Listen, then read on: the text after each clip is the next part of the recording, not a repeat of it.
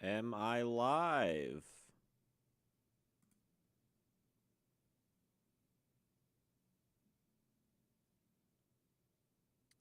Am I live? I think I'm live. I normally stream on Twitch when I just do kind of random games, but I decided to try and do YouTube for more Yu-Gi-Oh content. We'll see how this holds up. Not be a super fast. I have low latency. Maybe in the future I'll try ultra low latency so I can get read everything. What's up, Raymond Colin? How's it going? Should probably share this stream around to my Discord so I can I can get started right away.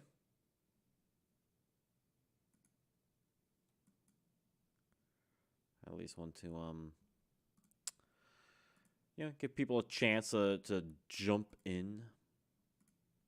The first of hopefully many streams. I like to do more. Every time I start, I kind of slowly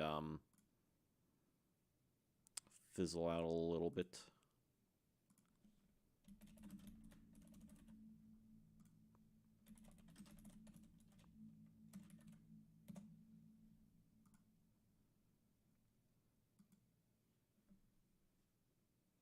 Oh, I'm doing all right.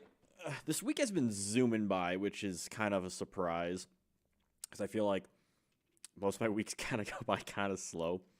But this is the first week since last week in which I was traveling for work, so maybe that's why. I did some PSA judging earlier today, so that killed a chunk of time. Yo, Charles F, what's up? How you doing? Stay hydrated. I ate dinner a little bit ago. I was just about to take a nap on my couch about at 7. I'm like, get up. Gotta get up. Grab a brush, put a little makeup. Just that time of the day, you just want to nap. I like naps. Naps kill my sleep schedule. Ruin me.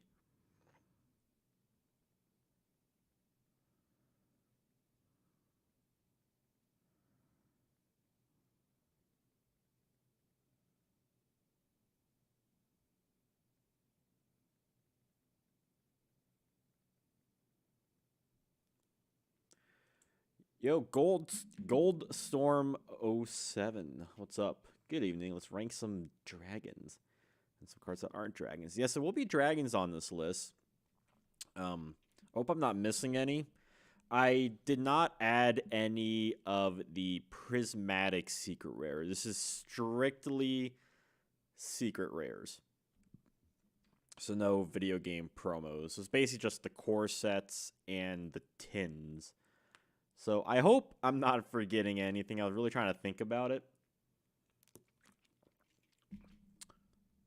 Also, I should also get a better webcam at some point, but I'm going to spend a lot of money soon doing a move, so, down the line.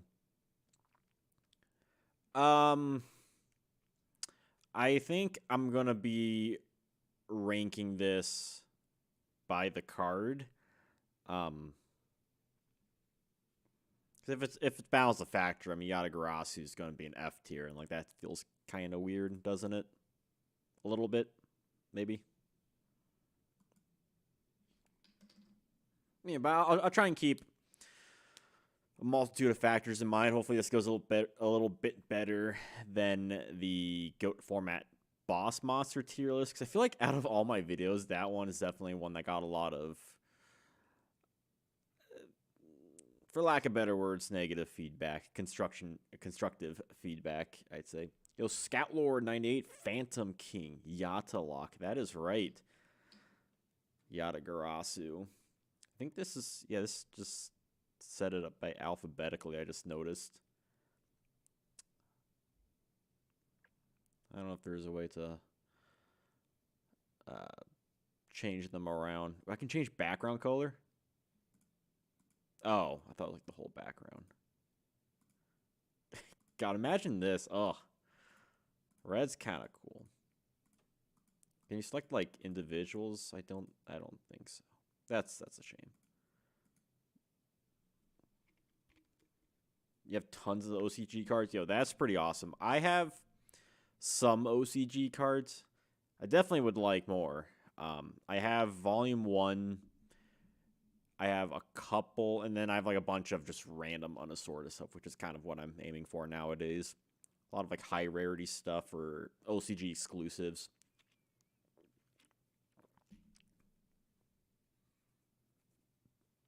Yeah, probably do video game promos a different time. I didn't want to include the prismatic secret rares in this. This is just strictly secret rares. And got plenty of video game promos that can make a fun ranking. And also, I didn't want this to last forever. Be a very long super stream. What's right of the Dark Magician? That is diffusion wave motion. We'll get to that. Eldine. Candle of Fate. New Candle Fate. Is that Volume 1? My Volume 1 set isn't like from original printing. There's some little later printing stuff like Dark Magician, but that's, you get what you can afford, I suppose. If you gave Yata an F, I don't think anyone would really take an issue with it. Yeah. I mean, in terms of like, if I was rating this by like card design, probably. But like, who am I? It's not like I made my own card game. That'd be fun though, one day to make my own card game.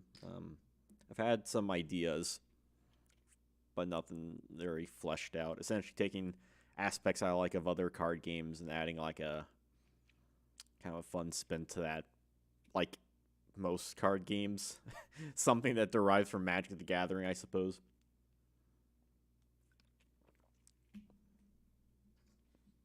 Anyone play MetaZoo? I haven't played it or seen anything of it apart from the art, and I love that it does that original Pokemon watercolor thing. The original Ken Sugimori art. I think that's awesome.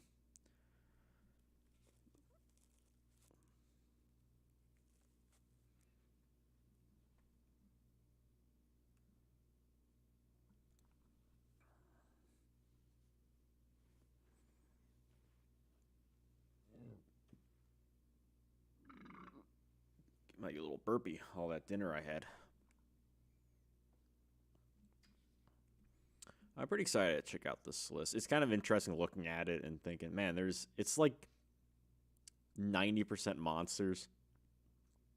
There's 1, 2, 3, 4, 5. 5 non-monster cards.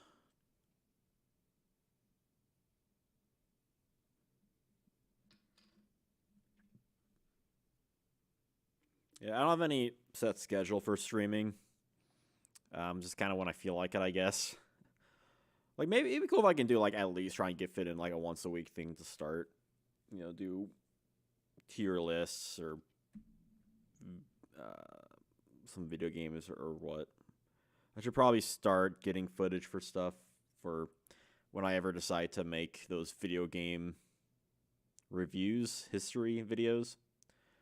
Blue Eyes, yo, Game Dreamer, what's up? Blue Eyes White is my favorite secret rare of the DM era. Blue Eyes is just beautiful. I wish one of the two tins had the original art instead of the LOB art, because I love the starter deck art. That's my personal favorite Blue Eyes art.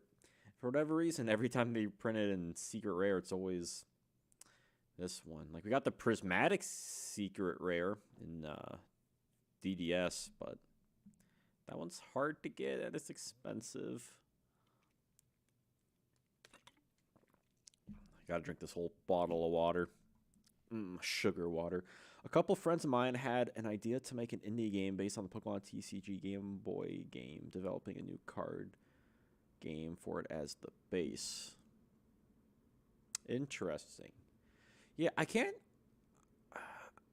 think of too many like indie card games that's kind of like that. You know, of course, we have all those digital card games like Marvel Snap and Hearthstone.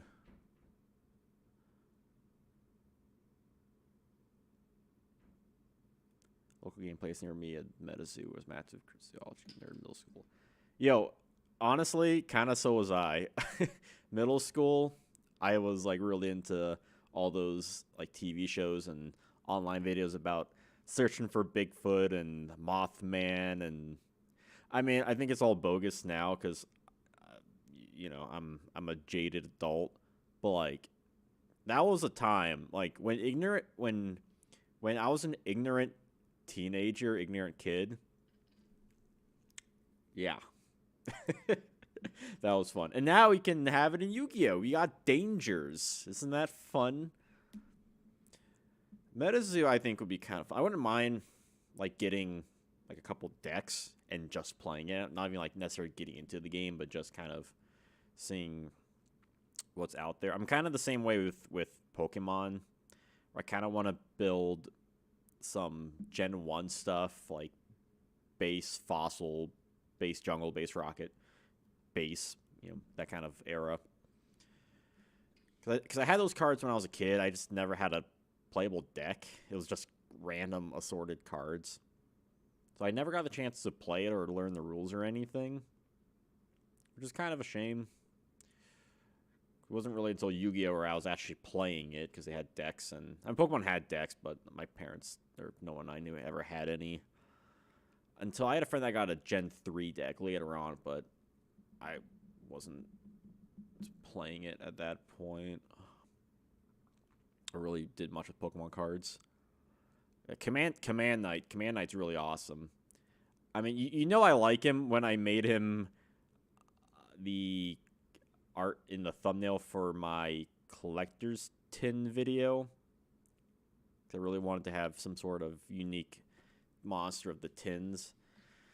I mean, it probably would have been better if I had used something like Swift Gaia or XYZ Dragon Cannon. I suppose I could always change it. It's not like I haven't done that before. But I do like Command Knight. Something about it. I think it's because I had the OCG Joey deck when I was younger.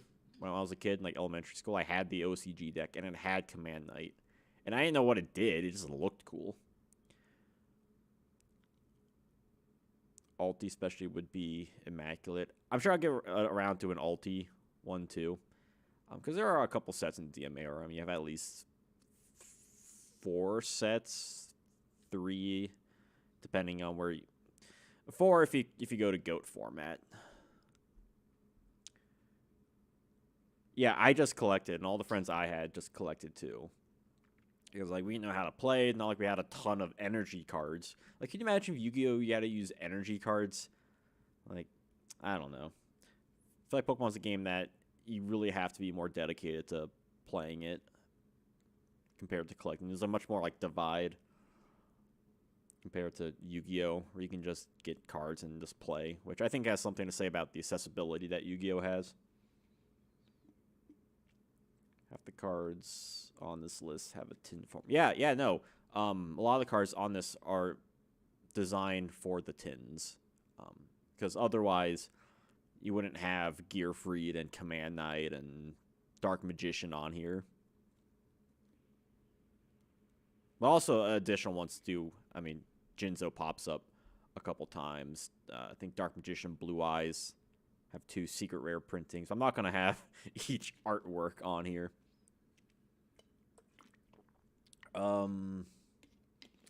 Nessie did get confirmed not to exist. I mean, I don't know. That's what they want you to believe. They want you to believe that Loch Ness Monster exists. But people have seen it. They have seen it. Energy card were terrible because everyone wanted their... It's one of their favorite. Yeah, it's... I mean, I get it. It's a way to not make the game so fast, I guess. And it creates like a whole resource management. Instead of using dice like in Magic the Gathering, it's their kind of thing. Just they have to print way more of these generic cards. So, I mean, I haven't really played Pokemon, so I can't really say if it was a good or bad decision. But I mean, at least it's a good way for you to keep to a themed deck. which is probably what they're aiming for, not to have the most completely random stuff, whether that's good or bad for like game design. I had a deck based around Raichu, Rapidash, Fearow, showing off anything my opponent did. Nice. Hey, I like Raichu. Haha. Peek at that. If Command Knight was available here right when Legacy Darkness dropped early, spicy. Yeah, no, it would have been awesome with Command Knight in a little bit earlier, right when Warriors got a ton of support. Because honestly, it's kind of a shame that Yata-Garasu was released, because I wondered just how different the meta would be without hand control. Not having the Yata lock, if we would see more Warriors. Because we got so much Warrior support, and it was much better than the Dragon support in LOD. Energies just seem because nobody I played the game. Energies are bad to get packs.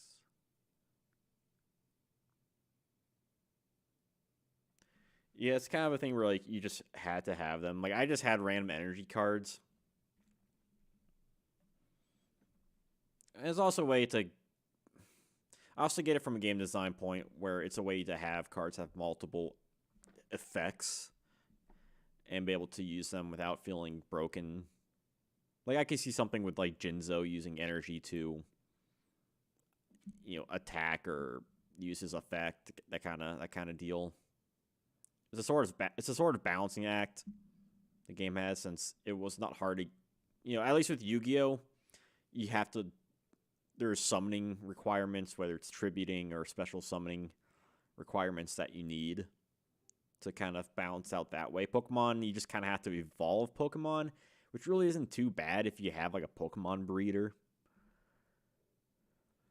When it comes to trading cards, prefer Yu-Gi-Oh over Pokemon. If we're talking about video games, I prefer Pokemon.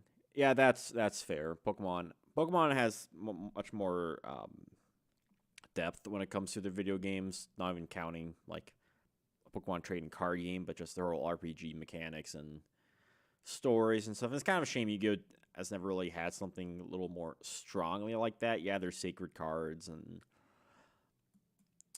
like other games, but not quite to the point of Pokemon in terms of polish. People conducting the survey weren't able to rule out Nessie being a giant eel. That's a big eel. Holy shit. I should just leave the top off of my water. I don't know why I keep putting it on and off.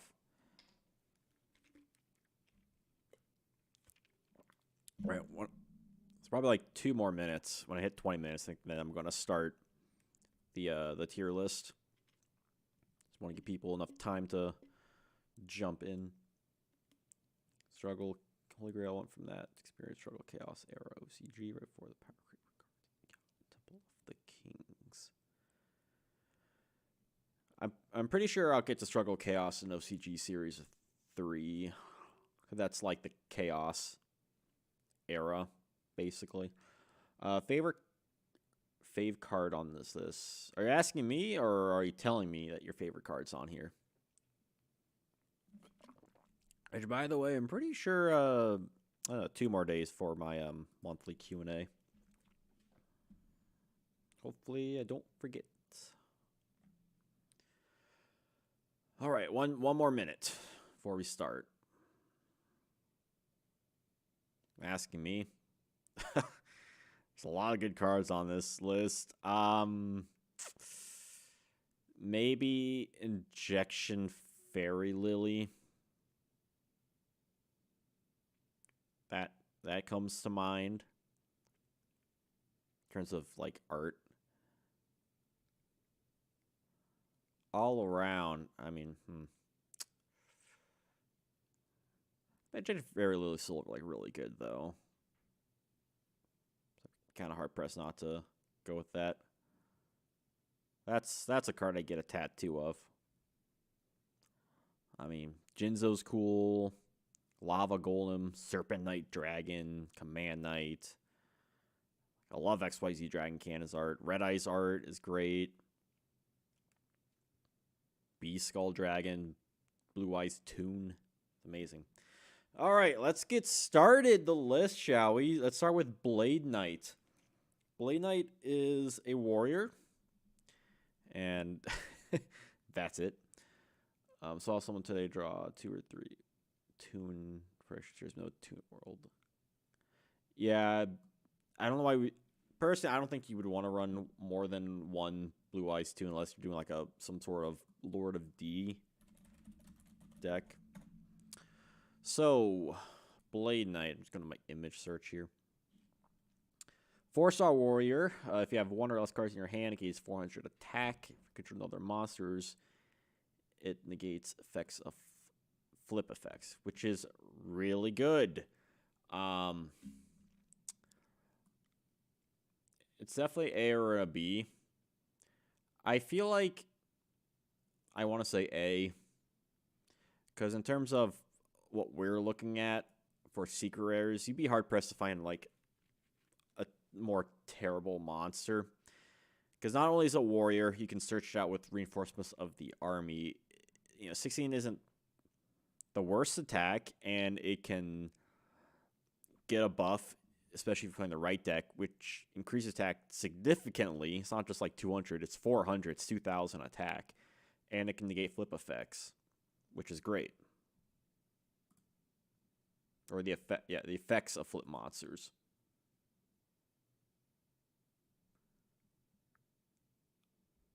Struggle Chaos was the first half of LOD, not controller of Chaos. of course. Very similar names.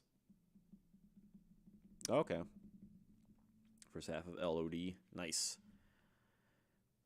Which then, yeah, that would have been Series 2.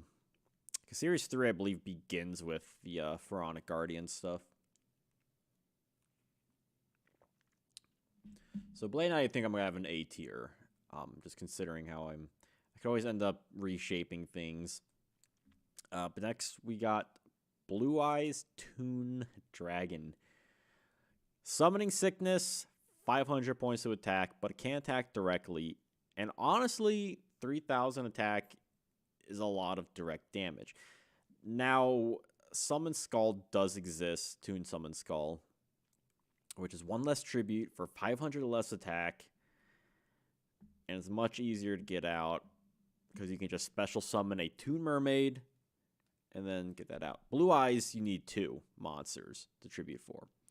Again, this is unless you're playing a Lord of D thing, but I don't think anyone is playing a Lord of D build. So I don't want to give it an F. I think D might be where it goes. I love Blue Eyes Toon. I wish you didn't have all the drawbacks. Like if it wasn't something like Summoning Sickness, if you could just get this guy out and just attack, bam, that would be great. You can summon him off of some later support, but you're really only playing that if you want to play it. Lord of Ducks hype. Yeah, we're gonna get to him. He is a secret rare. Serpent Knight, yeah, Serpent Knight is beautiful artwork. I'm sure we'll get more Serpent Knight stuff at some point. I mean, we got Seiya support. Recently got Gate Guardian support. But I do love Serpent Knight in speed duels, though. So if you want speed duels, that's the way to go. Next, we got Blue Eyes White Dragon. Normal, 3,000 attack.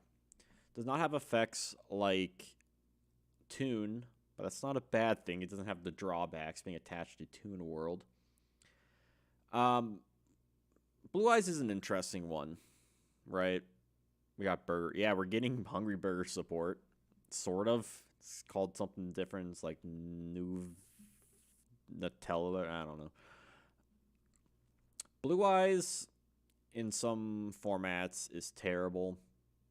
But in the Blue Eyes deck, especially 2016 Blue Eyes, he's good.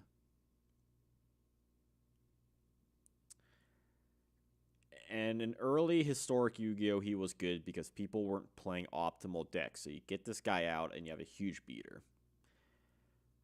He's still playable in GOAT format in the sense of you can run Kaiba Man and Paladin of White Dragon. He definitely got a while before before Blue Eyes became a contending deck. And people still play Blue Eyes decks in like Yugi Kaiba format, but it's not.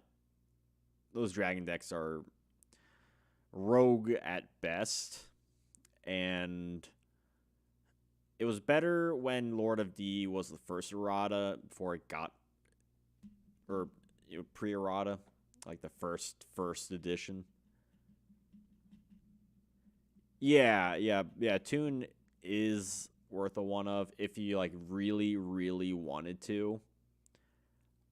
But there's just like, I don't know. Like you're kind of like telling yourself like, okay, I want to run it instead of I have to run it. I think I'm gonna go Blue Eyes Vanilla as B. While it was great in 2016 Blue Eyes, it's always kind of like mid on all the other times. Yo, can we get this to 5 likes? Let's make that a goal. Give you a 5 likes.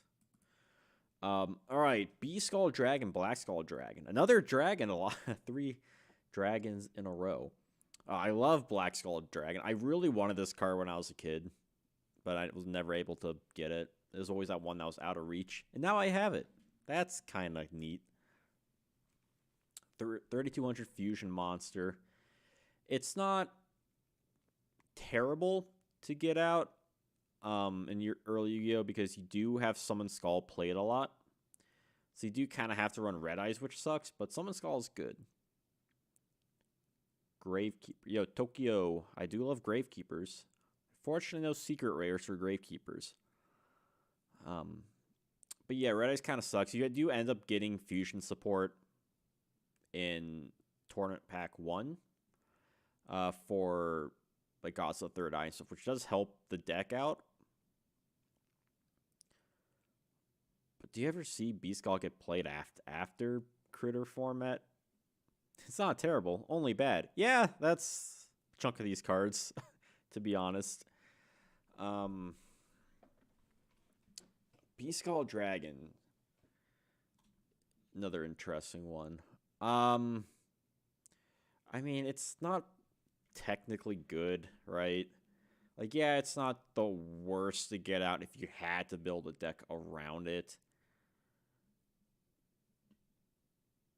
But by that point, is it better just, like, even by 2003 standards, is it better to just run a ritual deck like the Mass Beast?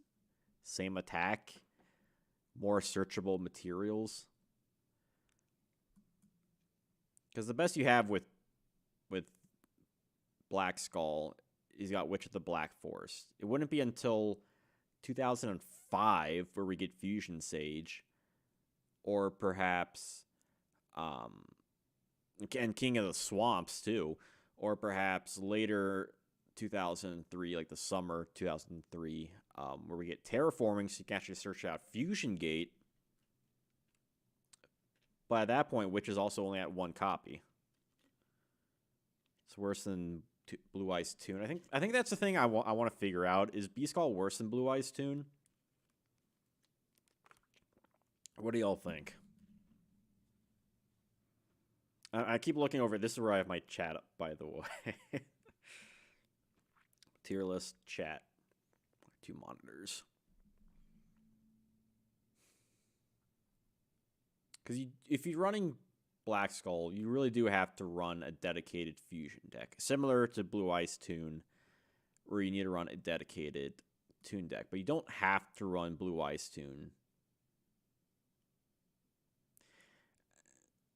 compared to Beast Skull, because you have to at least run one of the materials. And 2003, if you're running Summon Skull, that's already kind of, I'm not going to say it's a waste of spot, but you're definitely going to brick a little bit more if you're running that and possibly Janjo. Or perhaps if you're, perhaps in a more historic environment, you don't have Janjo or Tinzo, as we'll get to. So maybe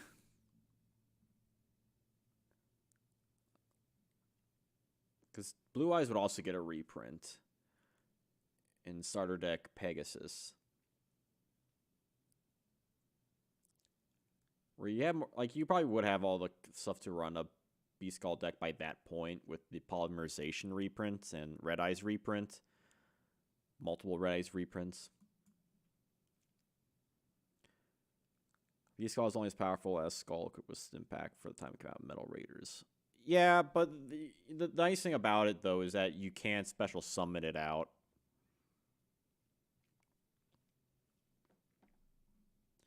And I'm not counting really any OCG things, but there was like solid fusion deck in Series 1 with Beast Skull, but that's a whole different story, which I actually have a video on.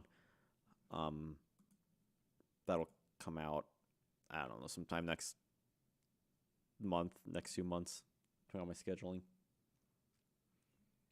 Yeah, I'm gonna rate it beneath Blue Eyes Tune. I think at the end of the day,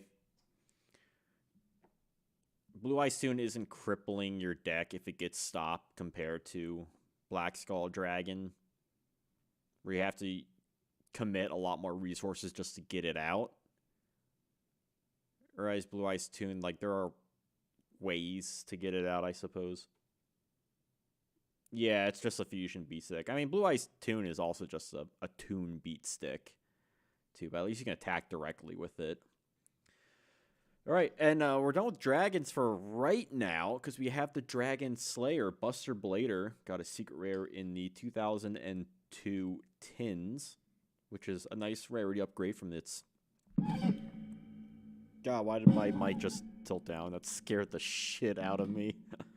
Come on. Which, yeah, I think was this ultra rare Pharaoh Servant. Buster Blader is a weird one. Like, it's... in theory, it's good. But dragons were never a top deck for such a long time, right? Like, even if your opponent was running dragons, it was never to the point where you should run this 2 tribute monster with 2600 attack. That's kind of weak. You could do a DNA surgery thing. You could. Yo, we are really close to 10 likes. Yo, 10 likes. There we go. Boom. Yeah, you could do like a DNA surgery thing. But, like, at that time, there's so much back row destruction. Be kind of bad. I guess there's also D-Tribe and Pharaonic Guardian. Why would you... I don't know. Why would you... He looks cool and saw Blue Eyes in their tracks. Yeah, you should, but... you could, but shouldn't. Yeah. OCG with Fusion Sage, Battle with Thunder Dragon since you had... yeah, like, there's way more in the OCG for Fusion decks, which, again, I have an entire video of OCG Fusions. Like, it's done. I just need to find time to upload it, and I'm going to be a little sporadic with my uploads for the next, like, month or so, because I'm very busy April for me personally. So, Buster Blader. I don't think he's as good as Toon. Because at least Toon, you can fit him in a deck. Like, you can justify him in a Toon deck. Whereas Buster Blader didn't really have a deck. And, like, yeah, there was more recent times, there was a better Buster Blader decks, but that doesn't really include the original Buster Blader. But is he better than Beast Skull? I think that's where I'm at right now.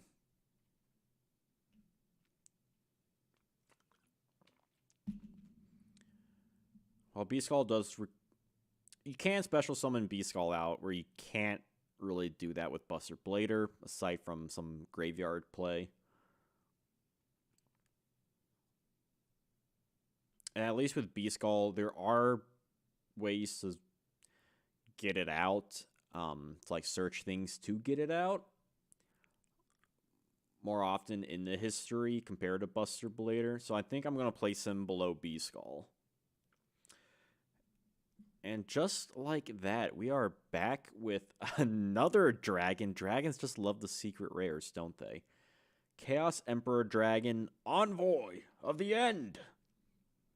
A tier. I didn't want to have an S tier or anything.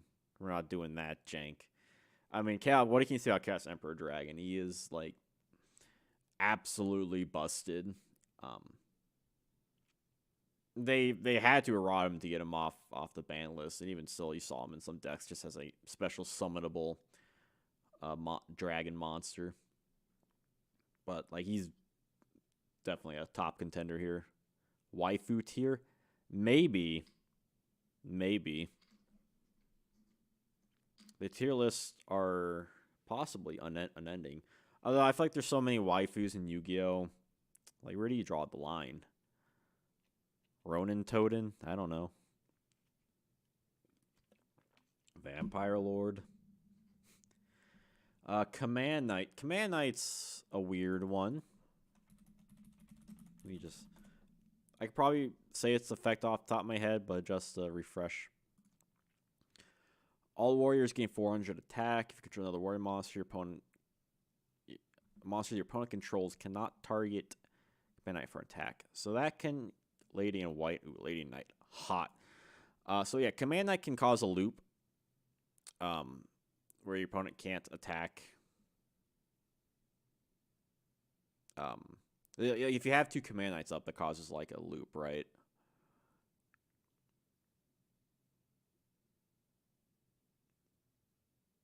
Or am I thinking of something else? Oh, what's that? Fuck, what's that Salamander card? Is that the one I'm thinking of? Gentlemander. That's the one where, like, whatever.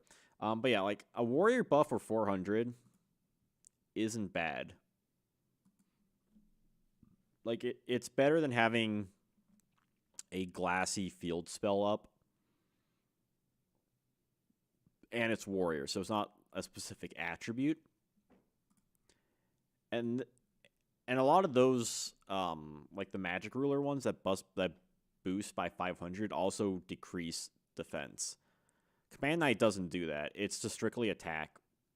So 400, like, you can normal summon Command Knight, and he has 1600 attack and 1900 defense, which is pretty high. Like, you can set this guy pretty safely.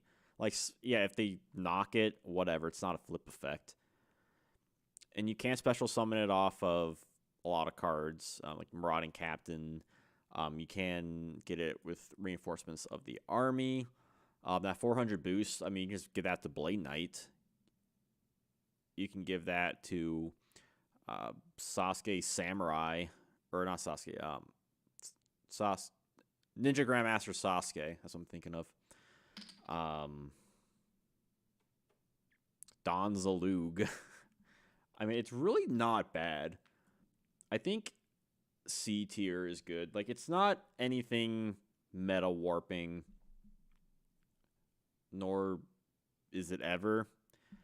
But like, it does have a lot of like solid effects, especially for early Yu-Gi-Oh! And I think it's pretty underrated too. I love to see more Warrior Toolbox decks in GOAT. That's something that you don't typically see. It's always some sort of Warrior Chaos, Warrior Turbo thing. I feel like a C is a good starting point for that. Dark, 2 Command Knights form a wall of 2K attackers. Your opponent can't attack for those monsters you have. Yeah. Well, if you only have one, your opponent can't. If that's the only monster, they can't attack either, right? Oh, if you control another monster. Okay. Yeah. Okay, yeah. Yep. You're right. If you got 2. Yeah, and that's fun. I should build a Command Knight deck, like a Command Knight Warrior deck. Maybe I'll post that on my Patreon. My deck profiles and duels don't get any views to make a video. Or maybe my Discord. You'd say B tier?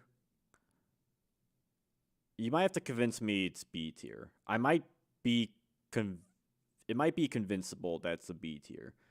I don't think it's better. It's not better than Blue Eyes White Dragon. I won't go that far. Yo, Preston, what's up? Welcome to the stream. The hopefully first of many. Oh, the wife. Yeah, the wife is coming up. We're just trying to figure out where exactly do we really want Command Knight? The 400 boost does let you hit over Jinzo.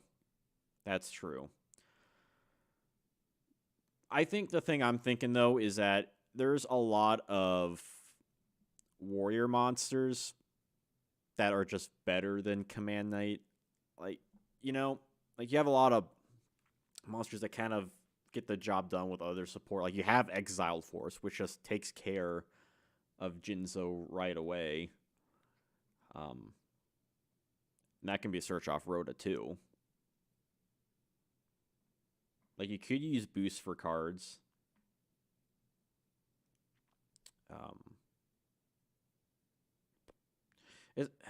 I think the hard part is that there's not many. You don't really see people play warrior decks in 2003, which again is a shame. Although but Command Knight is 2004. So by 2004, you already have Chaos decks, and by that point, you'd have other warrior monsters to take care of Jinzo, like DD Warrior Lady.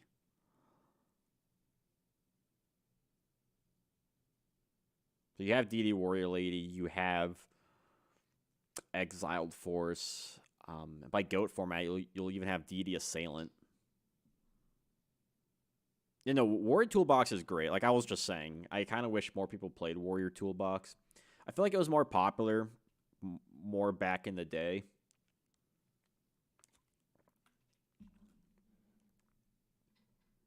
I think I'm going to stick with C tier. Like, it's good, for sure. But I don't think it's better than a lot of other warriors that kind of get the job done better. Especially with warrior decks that typically run a lot of trap cards to take care of things. And yeah, of course there's Jinzo, but by that point, you're not really seeing Jinzo a ton compared to Chaos Monsters, and that's a whole other ball game. Dark Magician Girl. Waifu A. Unfortunately, Dark Magician Girl kind of sucks. It kind of sucks.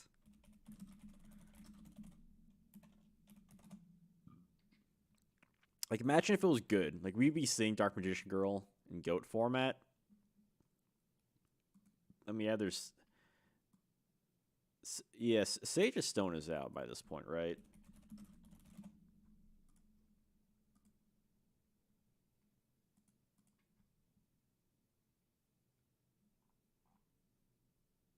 Yeah, it was Rechef promo.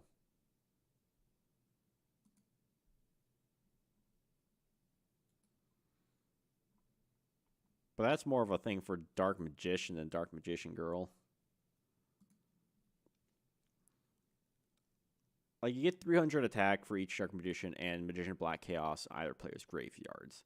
Which, like, yeah, either player's graveyard is cool, but, like, is your opponent running those cards? No. In DM era, we didn't even have Magician of Black Chaos yet. We had to wait till 2007. Like, what the fuck?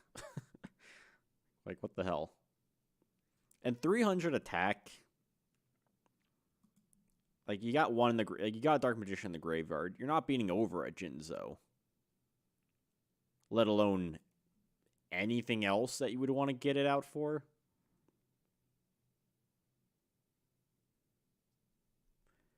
Yeah, for sure. I mean, if he was out in 2003, yeah, I could see him being a lot better. Because just having, like, a fairly aggro warrior deck. But that's just the problem with a lot of cards that the TCG got that was released way earlier in the OCG. That we didn't get, for better or worse. Like, yeah, we didn't get Command Knight earlier. We didn't get Rocket Warrior earlier. But we also didn't get Crush Card Virus. Or Sixth Sense. Blue Eyes Ultimate Dragon. Like, there's a lot of stuff we kind of avoided for the better. So you gotta take some good with the bad. Dark Magician Girl. Is DMG our first F?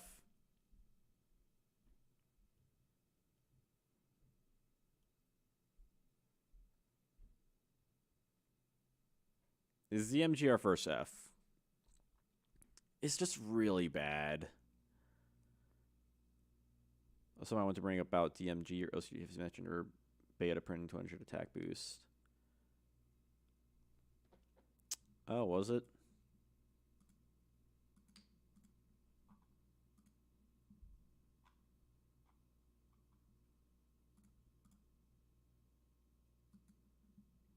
Let's see.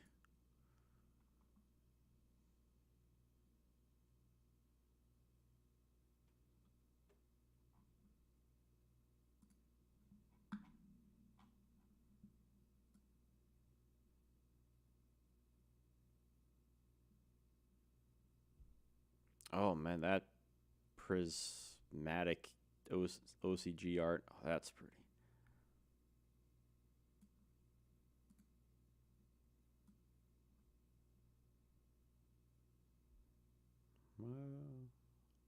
I'll have to look up later.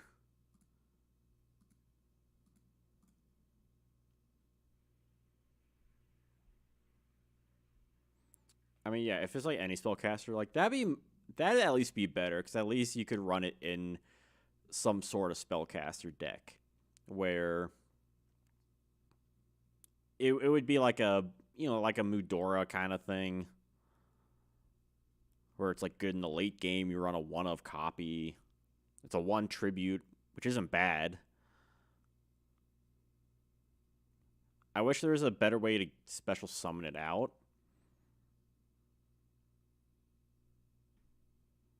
You know, like aside from cost down or soul exchange. It's cost down 2 stars or 1? By 2, yeah. Cost down or soul exchange. Yeah. Like, I feel bad because it's DMG, such an iconic card.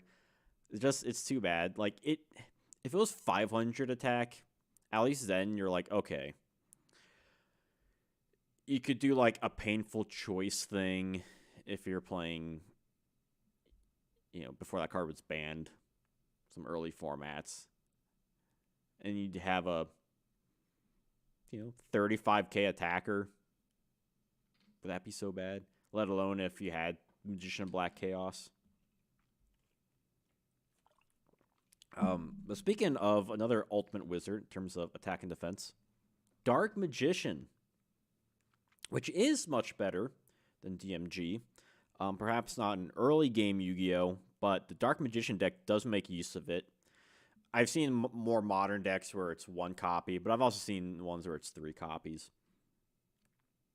You do need to facilitate a lot of cards, like a lot of fusions, a lot of just cards surrounding it, spell cards. You know, you got the Tamias fusions. You have Dark Magic Attack, Dark Flare Knight, which you wouldn't really even run it per se. The Dark Magician Knight. But it does require a lot of support to be useful. That's the thing. Whereas at least with Blue Eyes White Dragon, it's a big beat stick. Dark Magician didn't really have anything for such a long time.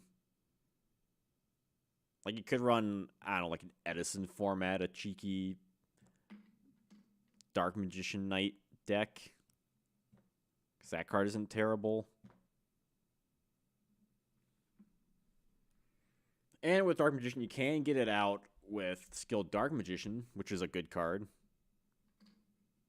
Is it worth running a Dark Magician? Maybe.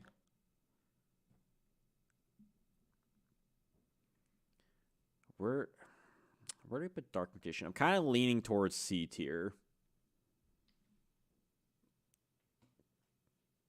Because it did get enough support where you could justify running it. Like, I have a Dark Magician deck from, God, I don't know, 2018, maybe. That's pretty fun. but it just didn't do anything for such a long time. Like, even in the OCG, you only saw it in Volume 1 before it got outclassed with the starter box and Blue Eyes White Dragon.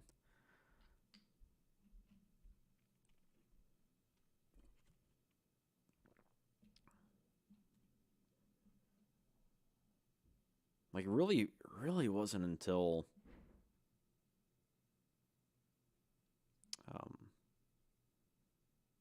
yeah, probably like the Dark Illusion where he got any support. Yeah, we're kind of getting close to 15 likes. I'm kind of surprised. Yeah, it really wasn't until Dark Illusion where we got like actually good Dark Magician support.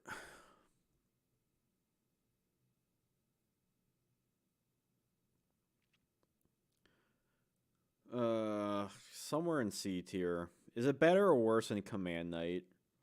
They kind of like opposite problems where Command Knight came out too late. But also, and then Command Knight did lose relevancy eventually as Power Crept happened, even though it was kind of already slow to begin with. Whereas Dark Magician really barely did anything for a long time before it became good. Yeah, and I'm not keeping in mind just like DM era. Yeah, I'm trying to keep in mind just like the card in general.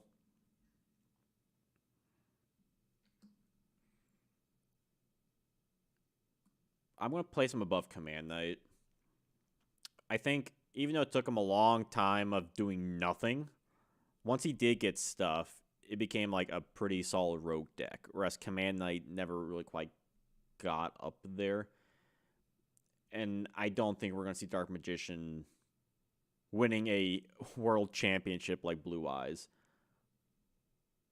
Although, to be fair, I think a lot of it also had to do with, like... Was that, like, Dragon Link era, too? Or was Dragon... No, Dragon Link was a little afterwards. Dark Magician deck Legacy of the Duelist. Yeah. I want to put him in D tier for sure. I wouldn't do that. I think I had a Magician deck in Legacy of the Duelist, too. I think I sold that game, though. It was kind of whatever. I just wish they had like a Master Duel thing, but it was more like a dueling book or EDO Pro. You just had everything and not gouge things. Which I get why they do that, but that's just the Yu-Gi-Oh! Duelist in me. Diffusion Wave Motion. First spell card we've hit. Not one of many. Let's see, what's top of my head. You pay 1,000 life points for a level 7 spellcaster, and it can attack all monsters your opponent controls, and it's the only card that can attack. Right? Did I get that right? I can't remember basic mathematics, but Yu-Gi-Oh cards. Okay, level 7 or higher. The effects of monster destroyed by attacks cannot activate and are negated. So, watch out, Sangan. Yeah, this was a weird secret rare in Magician's Force. Of all the cards in Magician's Force that could have been secret rare, this felt like a wasted spot. Which kind of... I was surprised when I was collecting for Magician's Force. I'm like, oh, shit, this is secret rare? Yeah, like Dark Paladin could have been a secret rare. Or Chaos Command Magician. Or XYZ Dragon Cannon. Fusion Wave Motion. Yo, YGO Vintage, what's up? Cosmo Queen. Unfortunately, not a secret rare.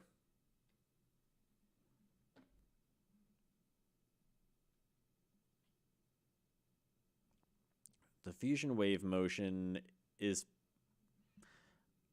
I don't know if I see this in, like, any deck. Like, yeah, you can attack all monsters your opponent controls. But kind of so what? Like, by Magician's Force, you had Raigeki.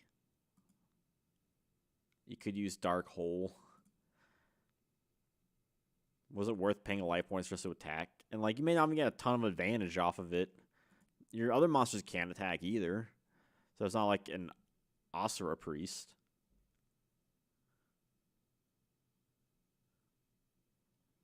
Like, you need to be at, like, that... Yeah, exactly, Preston. You need to be in such a niche situation. Like in the anime manga, you had to have staring down 3... Blue Eyes White Dragons with a Dark Paladin. Like, it is so specific of all the cards you could be running. Like, you just want this to be anything else. Like, just run Raigeki, or if it's like such a if it's a high monster, it's causing you a lot of trouble. Like, there are a million other cards that can just take care of it. Yeah, exactly, Goldstorm, yeah.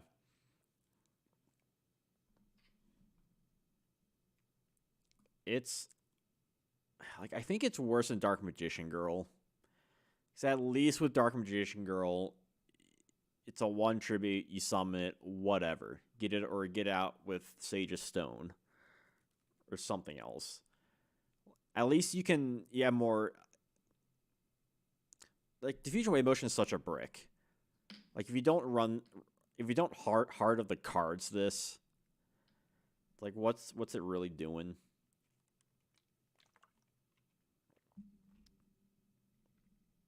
Stop me when I'm telling lies.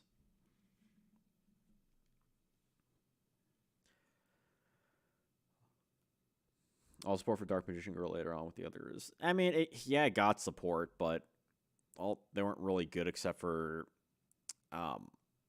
Chocolate Magician Girl.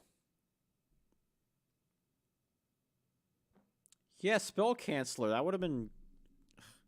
Well...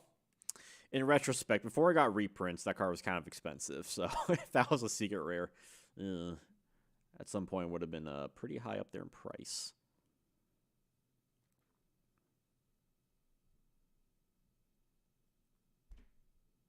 Yeah, but those aren't Dark Magician Girl support. Mana Mahad.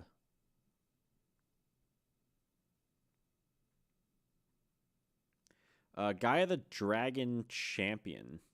This was one of the secret rares in LOB. And it's essentially a worse Beast Skull Dragon. Like, even though it is the strongest fusion by far in Yugi Kaiba format, you're running bricks. Gaia and Curse of Dragon. Like, they are terrible. Like, Curse isn't the absolute worst if you're running, like, a dragon deck. But then, why are you running Gaia the Dragon Champion? I think it's better than Diffusion Wave Motion. Because at the end of the day, it can just sit in your fusion deck, whatever. But the materials are just so bad. Like, it's better to just run weaker fusion monsters if you want to run just a janky fusion deck in Yugi Kaiba format, whether that's Flame Swordsman, Flower Wolf, even Metal Dragon.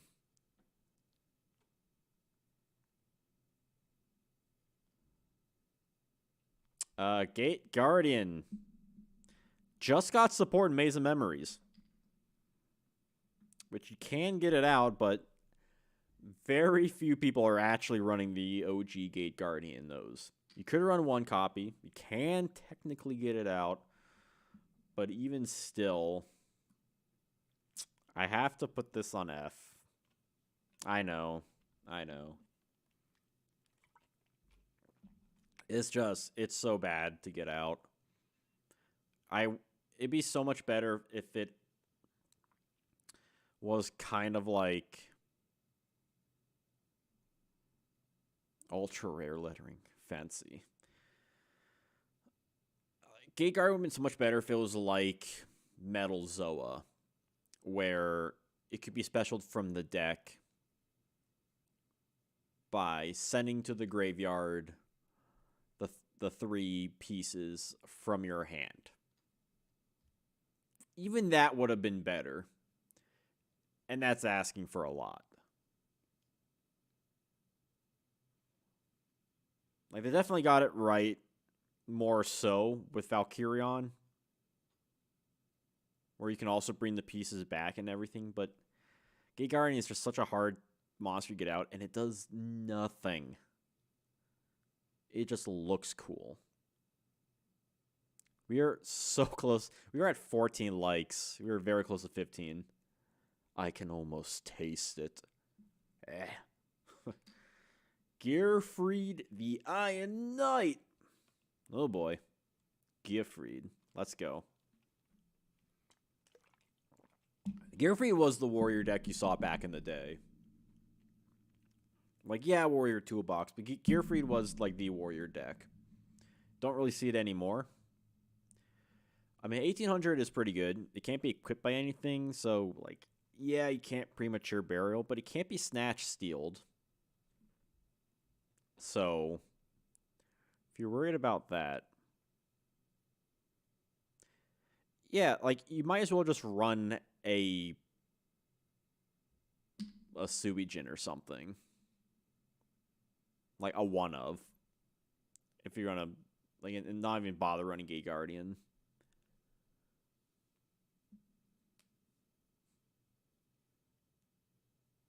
Like, if Gate Guardian had a quick effect where you could tribute it to special, something like 3 pieces from the graveyard, that'd be pretty good. Because you could at least get it out, ideally in a more reasonable fashion, attack, and then swap out, and then attack 3 times. But this is just a pipe dream. Like, the pieces are just so much better. And you don't need to run all 3 if you just want to run them for their effect. Which isn't bad. People forget about their effects.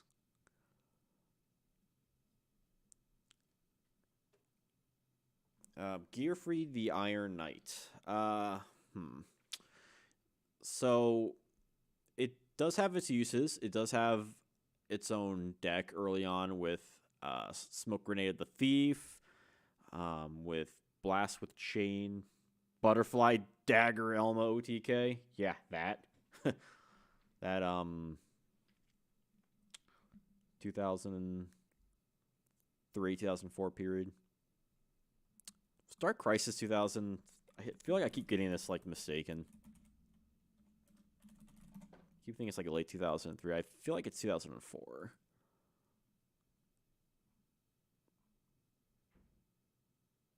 December 2003. Okay. It's pretty close. That's probably why it confuses me half the time. That said, it was important for an OTK. I cannot deny that. So it's definitely better than Command Knight. Do we think it's better than Dark Magician?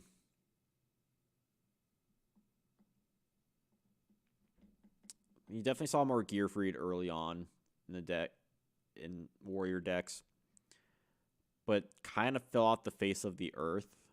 Where I feel like with Dark Magician, you do see occasionally pop up once in a blue moon in decks, whether it's Skilled Dark Magician or Sage's Stone, or just as utility for something else.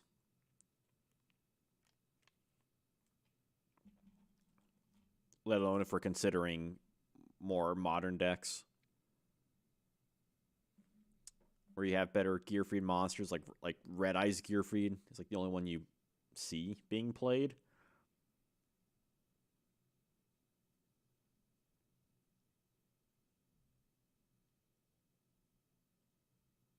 Because Butterfly OTK was not around long enough to make like a total like it wasn't long enough for like the format, you know, like enough of the format. Right? Am I getting my history mixed up here?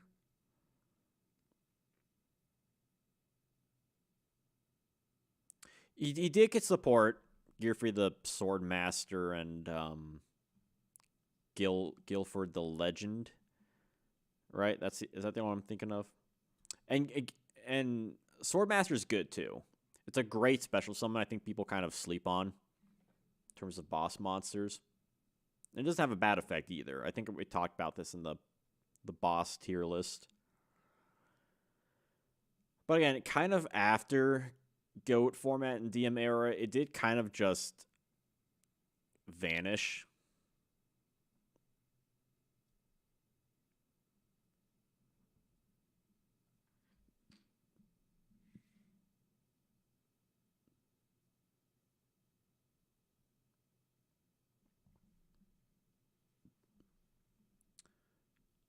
Or I suppose Dark Magician never really quite, like, disappeared, per se. Even if it wasn't great either. Like, yeah, it didn't have as much significance as some of the stuff that Gearfried had in terms of, like, completely meta-defining. But the Dark Magician deck is just so much better. In 2016, 2017, when Dark Illusion came out.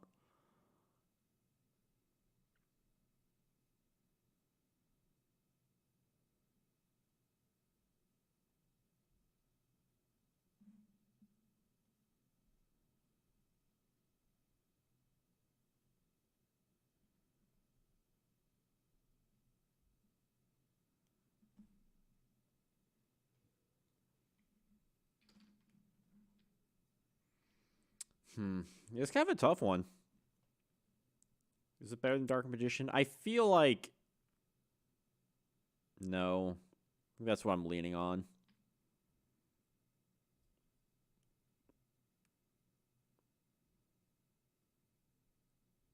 Like, Gearfried's definitely good. But I think just what the support Dark Magician got, and yeah, it is because it's a classic anime boss monster. An ace card. Like, that support just did, like, so much for it. Gearfried never really got. So I think I'm fine with that. Yo, let's get this up to 15 likes. Come on. Gemini Elf. Gemini Elf is... See, the problem with a lot of these older cards is that they're, like, good for a time, and then they just got power crept. Gemini Elf, very good card when it came out. 1900 attack. Even in Android format, it was a key card. You didn't have to run an index, but definitely was a solid addition. It did have that nice trinity with Bazu the Soul Eater and Kaiku. Like, yeah, it's not going to attack over a boosted up Bazu, and it doesn't have an effect like Kaiku, but it can attack over Kaiku safely. And for a while, it was like the only 4-star monster with that high of an attack. That was, it didn't have some sort of additional drawback like Dark Elf, Jirai Gumo, Flash Assailant, Zumbira the Dark. Like, the next time we would get a higher vanilla monster that's a low level, I think, is Gene Warped Warwolf in the GX era. Don't remember that set. I don't remember my GX set super well. I feel like this is an... I don't know. What do you all think? I feel like I could go one or two ways. It could go between Dark Magician and Gearfried and C tier. I maybe could be even convinced it's a B tier.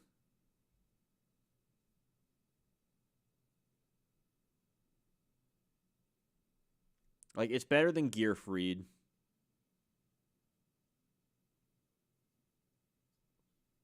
Because its attack just cannot be denied. Like, it was the safe beater. But at the same time, like, it is inherently better than Dark Magician. Whereas Dark Magician does need a lot of support.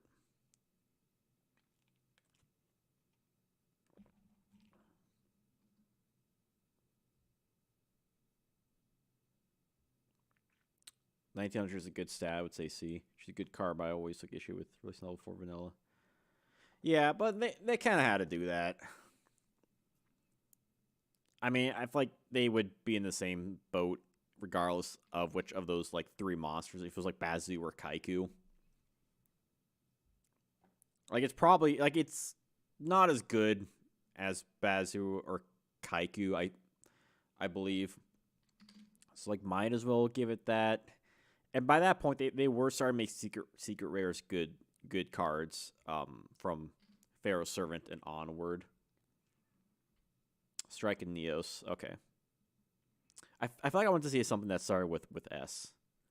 I probably would have said, like, Shadow of Infinity or something. Yeah, I'm gonna put Gemini Elf right there. I think that's a good spot. Imperial Order. I mean, this is. I think that's a good spot for Imperial Order.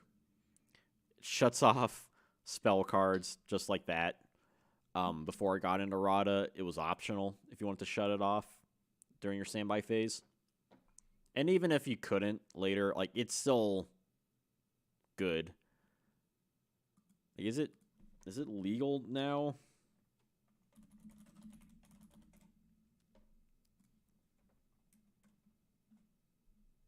I don't even know if Imperial Order is even. Okay, it's limited. No, it's forbidden. Yeah. Hasn't it, like, gone like on and off the ban list a few times? Yeah, banned now. I'm pretty sure it, like, got off the ban list at one point in the last, like, couple of years. Am I wrong? Am I like misremembering things? If my goal is to finish this bottle, I'm doing a good job. If we can get to 15 likes before I finish this, that'd be a victory.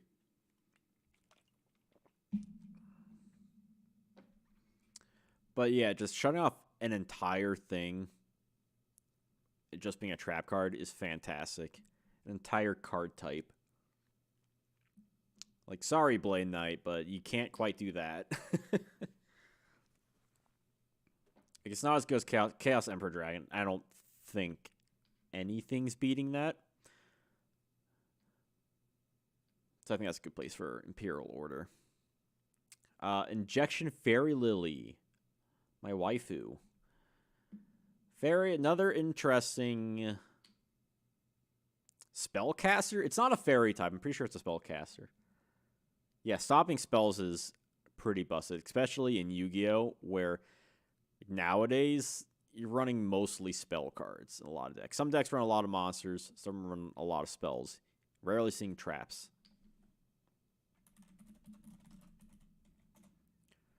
Pretty sure Fairy Lily's a spellcaster. Yeah. This card always just seemed crazy to me. Paid 2,000 to increase attack by 3,000 for one attack. That's wild. I don't know why it's not a fairy type. Kind of unfortunate. But it can't be special. It can't be searched by both Sangan and Witch. It can be summoned directly off of Giant Rat, which is good. It can punch over anything, just about. Anything you really wanted to. But you have to be very careful and very tactical about its use. Oh, yeah, I love Fairy and Secret Rare. I'm glad I have that one. I am almost finished my Magician's Force set. I think I'm missing like 3 cards, which should be in the mail. Some take longer than others. I'm very close to finishing Magician's Force, and I'm excited about that. That said, where does Fairy Lily lie?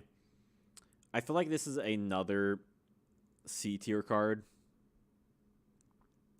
where it's better than Command Knight, I think. because it's so important if you just need to inflict a lot of damage or get to that game push. Where Command Knight is a bit slow. B tier, you say? Anyone else think? Sorry, just rubbed my healing tattoo. Does anyone else think she's a B tier? Like, she's definitely better than Command Knight. I mean, she doesn't have an OTK like Gearfried, but you can use literally pretty much any format she's in. In terms of, like, at least DM era formats. Whereas Gearfried, you kind of need to have more of a... Like, you can run Gearfried and not dedicated decks. But you... If you're going to run Gearfried, you might as well do that. Because otherwise, there are other cards, 18k. Or other strong warriors to run. Like, even warrior decks run Kaiku the Ghost Destroyer in lieu of Gearfried. Because, like, you don't see it as often as, like, Gemini Elf, though, right? At least in 2003 Yu-Gi-Oh!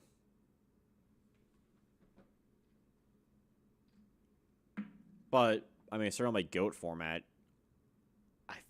Like, do you ever see Gemini Elf in GOAT format? Which is kind of a weird thing to think about, right? Because Gemini Elf is not a bad card.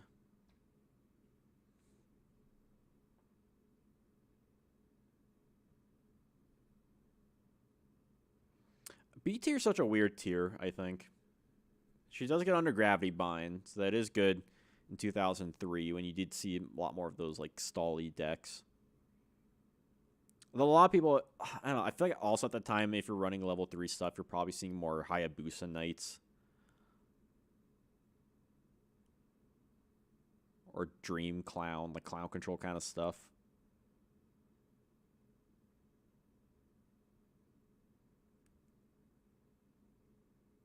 We are so close to 15 likes. It's just like, ugh, staring me in the face.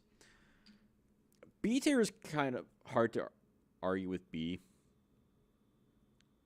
Alright, you might have to, like, shower me with some more Injection Fairy stuff. B tier is kind of weird for me, because, like, what are we quantifying as, like, B tier compared? Because, like, C tier is pretty good. Because I think the thing that puts Blue Eyes there compared to Dark Magician is that its high attack for a vanilla monster just has not been beaten. Might not ever be beaten.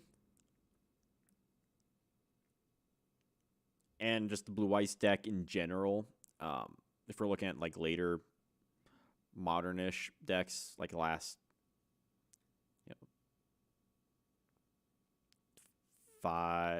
you know, 2016 Blue Eyes is, like, something to say, as well as other later variations like Dragon Links and that kind of deal. Whereas I don't know if Fairy Lily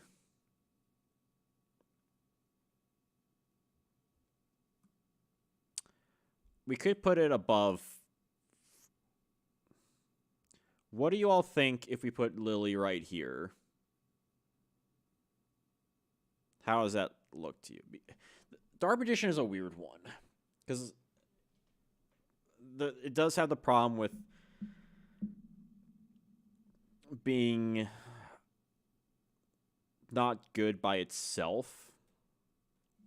Whereas it does need a lot of cards to basically make it, like, that essentially need it to work for no other particular reason. You know, like Eternal Soul and Dark Magic Circle. Dueling Network, what's up? Well, in DM era release stats, I know someone without trivia can just shut down game. That's why he's played off in DM formats. That's fair. Dark Magician is in such a weird boat because of its later, like, its legacy support. But I think I can agree with Fairy just inherently as a card being significantly better, especially even when compared to some of the other cards, for what it is intended to do, which is just essentially clear a monster and or push for game. I'm starting to be convinced.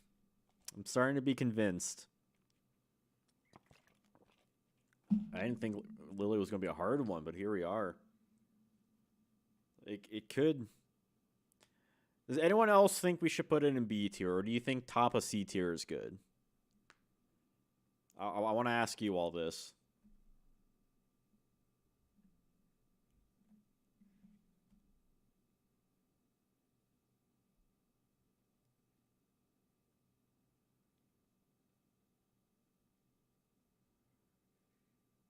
You're saying B. I've had 3 Bs. Okay. All right, I'll do this for you all. I do love Fairy Lily, by the way. Like, I legit would get a tattoo of Fairy Lily once I start getting, like, more tattoos. Which I just got a tattoo, by the way. Like, on Sunday. And it's healing. Hurts like a motherfucker. I think the best B tier of all is just liking this live stream. But Michael's saying C. We got a C.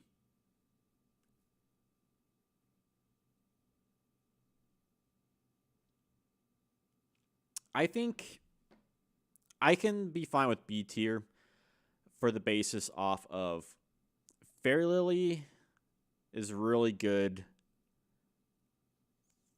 for what you need it for, and pretty much what only it can do in that type of monster pool. It's it's still healing, so it kind of looks like ass right now, but it's, you might hate me for this, but it's not a Yu-Gi-Oh tattoo, it's a Pokemon tattoo. It's Raichu from Gen 2. Can you all see that? Maybe. That was like my shit when I was a kid. Pokemon Gold and Silver. Crystal. This is the Gen 2 sprite. Behold! The colors and everything. Don't worry, I will get Yu-Gi-Oh tattoos. Don't worry about that. Not sure what I'd get though. I have a few ideas. Fairy Lily would be one of those. Like Fairy Lily, maybe like Zero the Mant, Daedalus. I think Ronin Totem would be a really cool tattoo. I think Ronin Totem just looks awesome. Yeah, I'll have to. If you ask me on my Discord, I'll post a picture in it.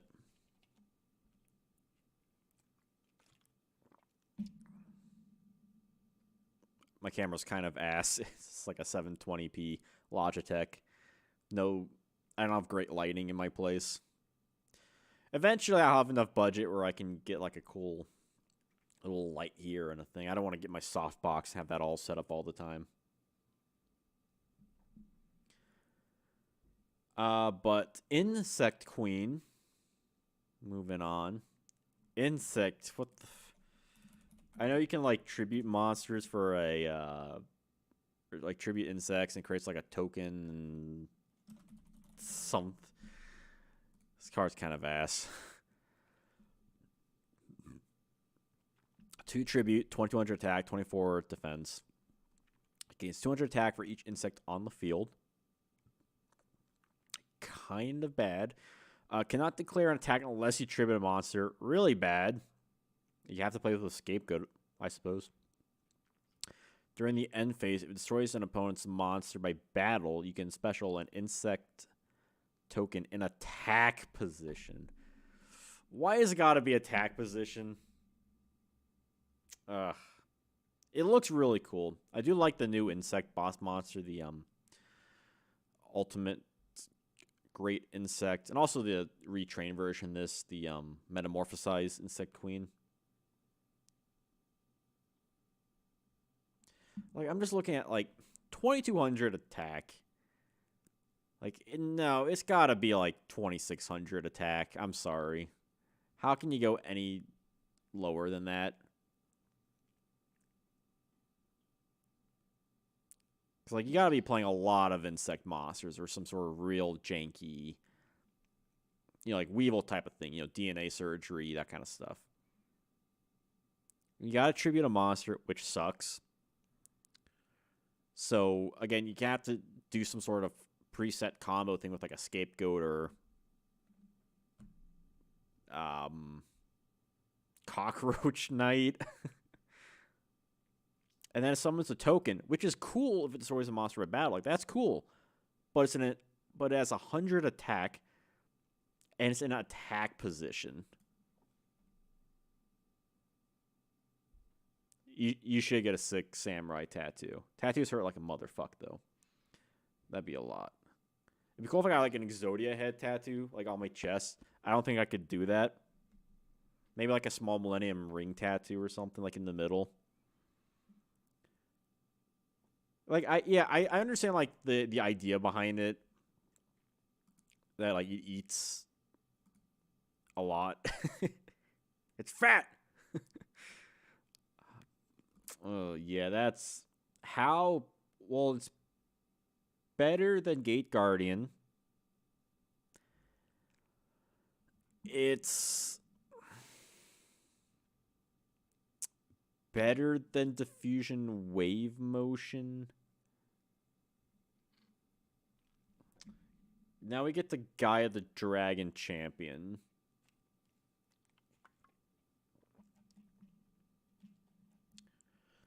Now compare it to Gaia the Dragon Champion.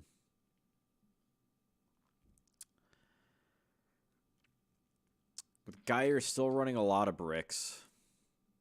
But by this point, which would be 2004, you do have fusion substitute monsters. But also at that point, Curse of Dragon Gaia are like way worse. Yeah, it's a 2 tribute. That's yeah. Like with 2200 attack, you cannot be asking for 2 tributes. It doesn't even gain defense. Like if it was something where you can have it in defense, like this card needed to be like a Doom Dozer thing where you could special summon it. Make it like a Vampire Genesis.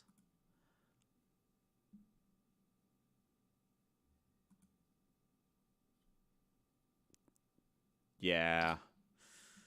Yeah, you screwed up if you're envy of Machine King. But Machine King isn't terrible either.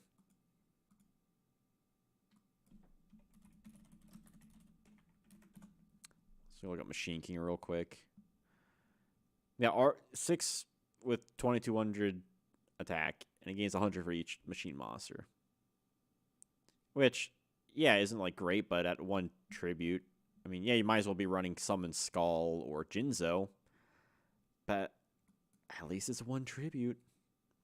At least you don't have to tribute a monster to attack with it.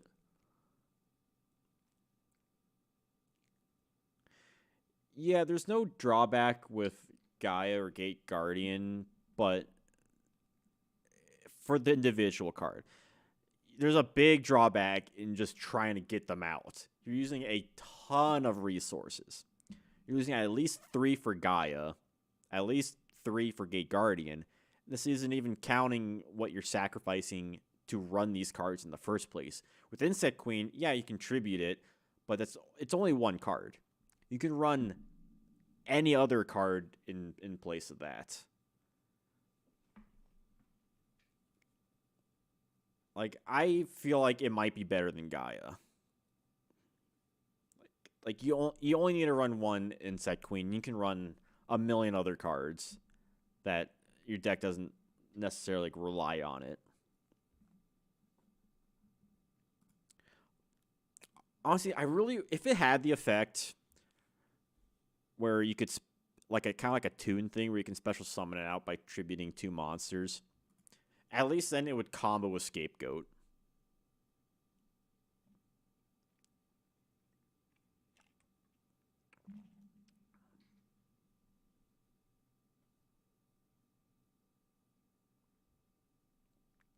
I think that's the thing we're figuring out now, though. Is it better or worse than Gaia? It's like, guy, you have to, like, spend a lot of time and resources just to get it out. I'm thinking it's better than Gaia. You don't have to waste so much resources on getting that out when you can just rely on, like, all right, I have 2 monsters on the field. Okay, I can tribute summon it. Or you can send it to the graveyard off of a card and special summon it. You don't have that luxury with Gaia. You can fusion from the hand, but I just mean, like, you do still need to have 3 cards to get it out. You need to have 3 cards in your hand, which could be Insect Queen and any 2 other cards that are better. So at that point, you're running 2 better cards if you're doing an Insect Queen. And again, you can use cards to dump it to the graveyard, like Raigeki Break, Tribute to the Doomed, Painful Choice, whatever format you're playing. Like, there's no special summoning clause for it. And, like, by that point, if you're running I was going to say machine for some reason. If you're running a Gaia deck, like, why are you running a Gaia? At that point, you can just run a Black Skull deck. At least with Insect Queen. By this point in Yu-Gi-Oh!, like, that's kind of your only boss monster for insects that's usable. Alright, Invader of Darkness. Moving on from Insect Queen. Invader of Darkness, I believe, stops quick play spells. I'm pretty sure. The Secret of Evasion Chaos, which is kind of a shame that BLS wasn't the other secret rare, or Dark Magician of Chaos. They did make Gaia support, but by the point where they made Gaia support, like, you're not really running Dragon Champion. You're running, like, Sky Galloping Gaia or Charging Gaia. It's better. They made better fusions that completely overpower this, and they even made better Insect Queen cards too. They made Metamorphosized Insect Queen and the recently pretty new ultimately Great Moth in the recent sets pre-Maze of Memories. What was that set called? The one with the ninjas in it. Was it Photon Hypernova? Maybe. But, like, you know, you can get stuff, you can get Metamorphosized out with, like, Ultra Cocoon of Evolution. Invader of Darkness, 29 attack, 25 defense. 2 tributes. As long as it's faced upon the field, your opponent cannot activate a quick play spell. So that's cool in regards to, yeah, like, they made a lot of support for a lot of these other cards. But, like, whereas Dark Magician and Blue Eyes still use these cards, whereas by the time they release support for Gaia and Buster Blader, they release better versions of those cards. So yeah, Invader of Darkness. Yeah, I kind of wish it was a 1 tribute theme. I get because it has high attack and it's, like, kind of similar to Jinzo-y. And it's cool that it only affects your opponent, so you can still run Mystical Space Typhoon or whatever other quick play spell. What's like a quick play spell in goat form? I'm trying to think. Like, not rush recklessly.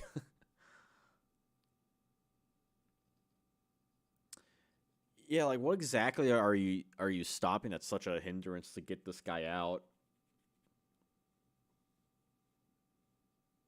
Like, there's just, like, MST, but you gotta 2 tribute this guy. Like, Jinzo's a million times better. Like, it'd be cool if it was, like, a whole, maybe not like Imperial Order, but maybe if it was at least, you can select the type of spell. Like, if it was like, all right, when you summon this card, you can negate quick play, continuous, or equip spells or something like that.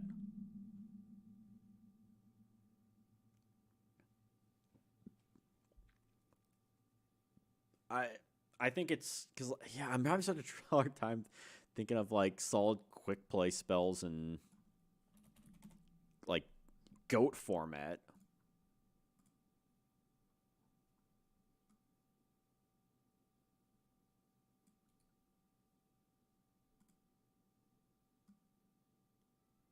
I'm just looking off like there's the only limited card is MST.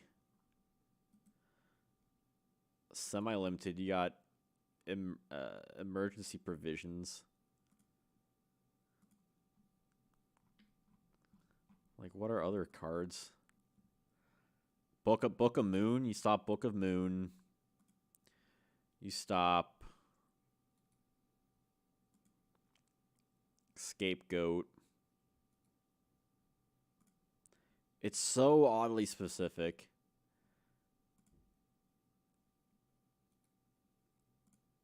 It's like maybe 5 cards off the top.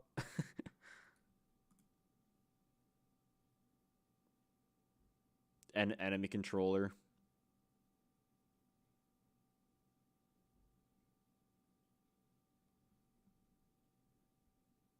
I mean, by the time Chaos format was a thing, you would include Ancient Sanctuary. It's somewhere in the D tier.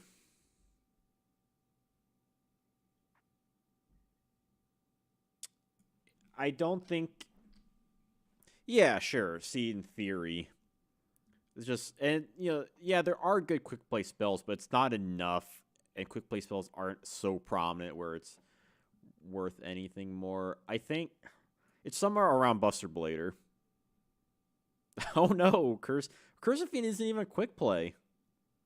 That's a normal spell, right?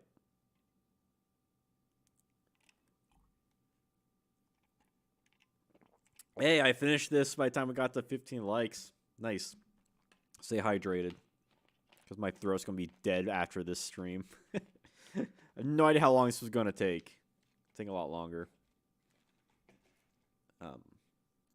Yeah, it's somewhere around Buster Blader, I think. Is it better or worse than Buster Blader? At least with Black Skull, you can run a deck around it. That if you're playing other like very janky, cheeky rogue decks in Critter format, it's, you know, whatever. Invader of Darkness it's not worth anything. And it's kind of the same problem with Buster Blader, is that it's never worth a crap. Yeah, like exactly Guildstorm.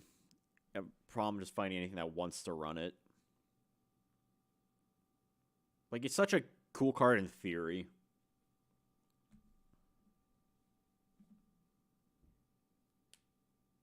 Like, honestly, it'd be a lot better if it was released in 2003 when you had 3 Mystical Space Typhoons running around. Like, it'd be a great setup for, like, an Imperial Order kind of thing.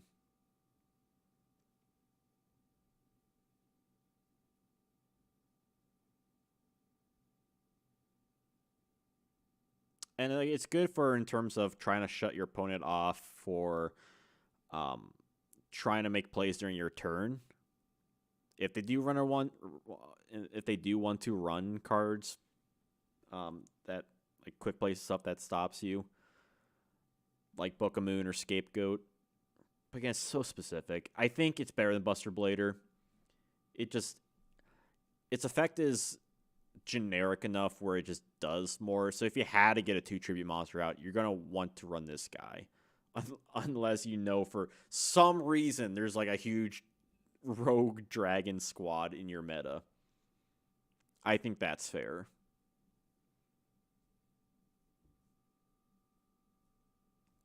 Janjo. Janjo. Jinzo's an A tier. Where in A tier, though, do we put him? I want to say here.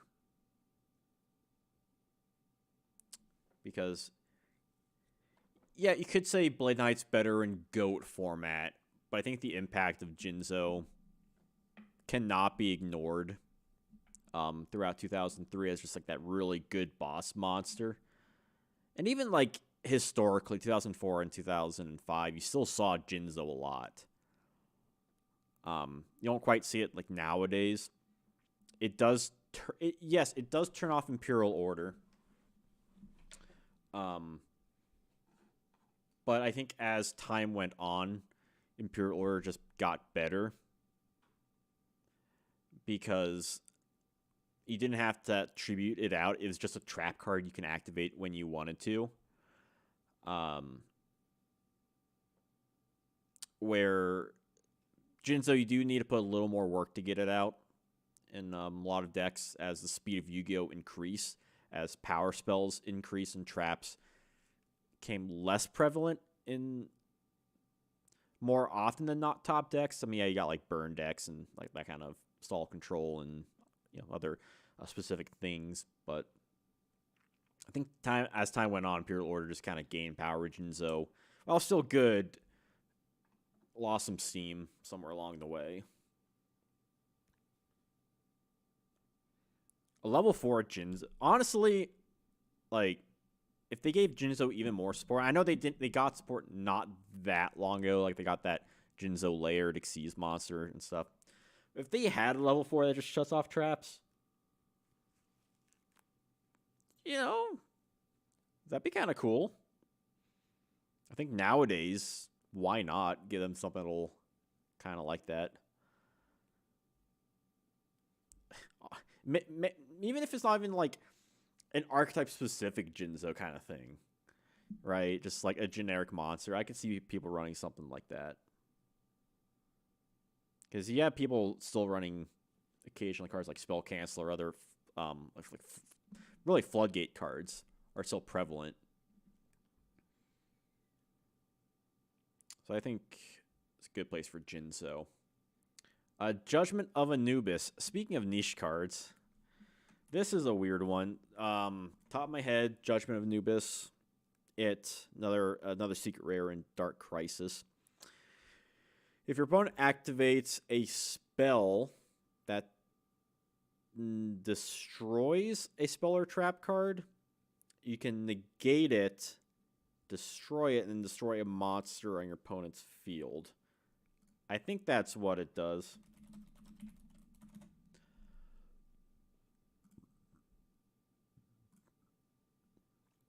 I think we should be a whole game of Jeopardy.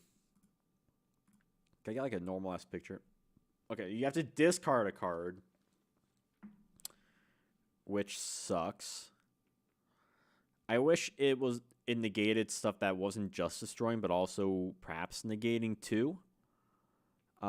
It is nice that you can destroy an opponent's monster on their field, as well as inflict damage to their attack.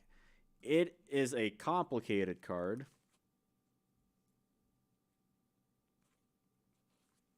Field spell? What about a field spell? Yeah. Judgment of Anubis is a weird counter trap. It's a weird specific negation that is a bit too complex. It can do stuff.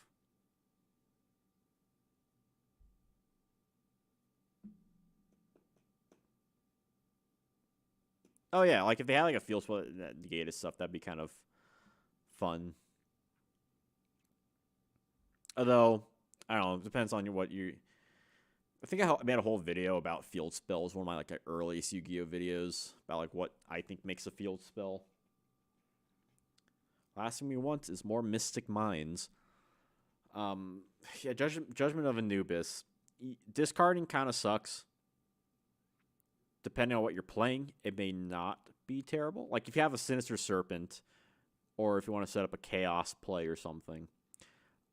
It negates Heavy Storm. It negates Mystical Space Typhoon. Does not stop Breaker, unfortunately. What other cards would it stop? Does not stop Dust Tornado.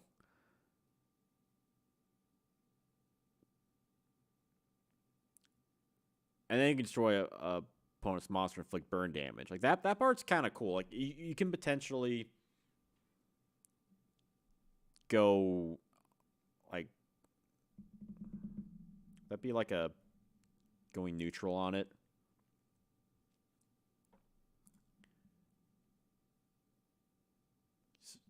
Basically getting rid of 2 cards for 2 cards. But if it's Sinister Serpent, you're not really losing anything. And, like, yeah, negation is cool. You get more negation. And it's not as... Like, and unlike Magic Drain, your opponent doesn't really get a choice in the matter, but it does stop a lot.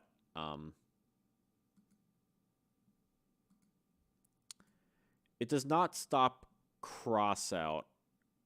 It would stop Extermination. It would stop No Man of Extermination. That's another card, but you don't really see people run that. This is a weird card. I love its art. And it's... I think it might be one of those cards that people may be sleeping on. Like, it may not be great. But it does have some utility. But it's also, like, such a specific card. Like, you need a card in your hand. If you don't have that Monster Destroy on your opponent's field, then you're missing that whole advantage, which sucks. And if you're so worried about stopping cards, you're probably going to be running Solemn Judgment. Or at the very least, like, Magic Jammer. Because at least Magic Jammer doesn't matter. It doesn't matter what spell your opponent is activating. And you still discard a card. You don't get that destruction and burn effect, but you can stop any sort of spell. Whether it's Smashing Ground, Lightning Vortex, Heavy Storm, Book of Moon, Scapegoat, like everything. So, this is a weird card. Like, it's either C or D, right? It's either C or D.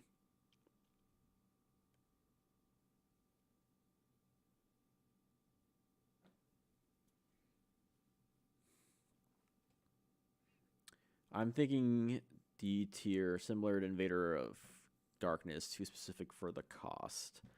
I feel like the burn damage part kind of distracts from the fact that it negates a spell and pops a monster with the discard. It's a 2 for 2. Yeah, that's what I'm saying. It's like a weird neutral negate. But like a lot of negates are kind of like that. I mean, Magic Jammer's technically worse if you're going just purely card advantage. Yeah, I think top of D, I think that's a good spot for it. Like, if I can get it, there we go. Like, it does technically do stuff. It's just, and it's more splashable than Invader of Darkness. It's just oddly specific. Lava Golem. Lava Golem. For those who are subscribed to GOAT format, JDZ recently uploaded a Lava Golem deck, which I definitely recommend you watching. JDZ is a true homie and pioneer of Lava Golem, which is great. Lava Golem, I could see B tier. It has stuck around for Yu-Gi-Oh! For going in and out for a while. I think anytime you contribute your opponent's monsters is really good. So just get rid of them. And there are ways to play around with it, whether it's Snatch Seal, Gravity Bind, Creature Swap, Swords of Concealing Light, just using it for its burn effect. It does have a lot of uses.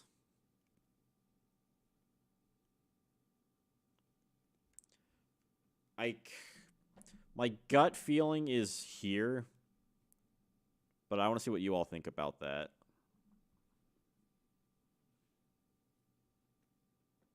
Where does Lava Golem belong?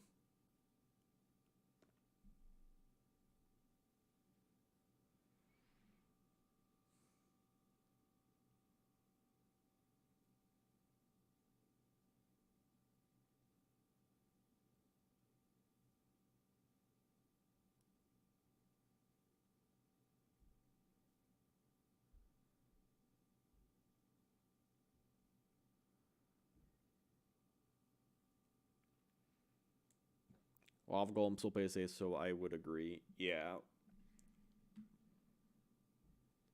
I think because it's more of a tech card. Like, it is an interesting case when you compare it to Blue Eyes, because it is more of a tech card than Blue Eyes is more sort of essential to the Blue Eyes White Dragon deck.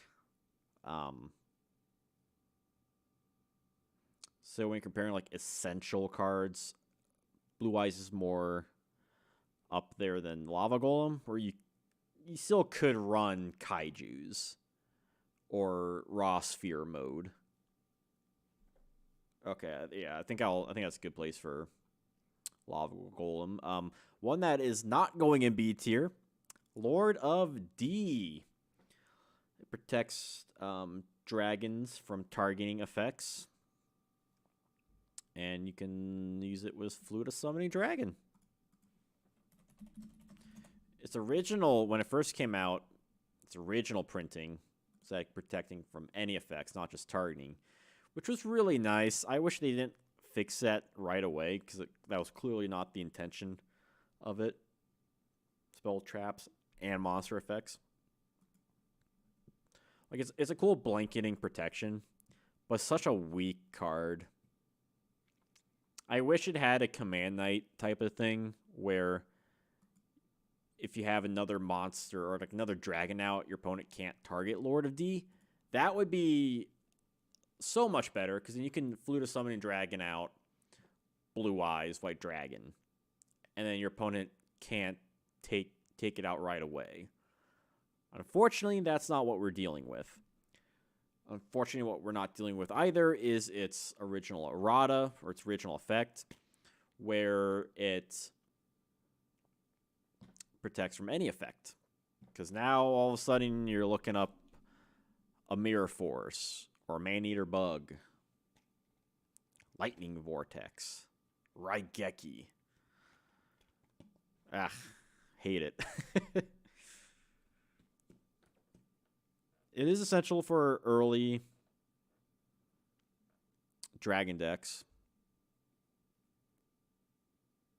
But aside from some people who don't really know the format too well, you're not really seeing it. It's a rogue deck. You're not seeing it like played afterwards, let alone when it came out in the collector's tins. That said, I mean, it's not an F tier card. Like, certainly not.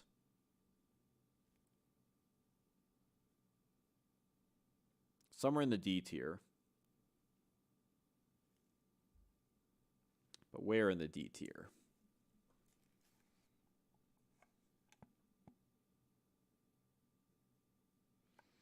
It is the kind of card where your opponent has to respect it when you summon it out, like at least in Yugi Kaiba format. Like, you're gonna want a Lord of D, because it is the crux of the deck. If Lord of D had 18 defense, at least it could be set. Yeah, it's just stats are so abysmal. It needed better stats. Like, if it had high defense, that'd be so much better. Like, 18 defense, honestly, would be really good for it. Because at the time where it was relevant in Yugi Kaiba, it would protect you from Lodge-In, which is great. Honestly, even 17k, like, sure, okay, get destroyed by Lodge-In, then you still have some others you can protect it from, like Battle Ox and Neo. But it's also the whole thing of those dragon decks is that they're very glass cannon. You want to get your resources and your opponent's lack of resources to just try and get in that, like, get them down to a 1 to 3 turn clock. That's kind of how the deck should be played anyway. Not like the deck is good, but you do have to play around Lord of D in that regard. And use cards like Last Will, too. Ultimate Offering, perhaps.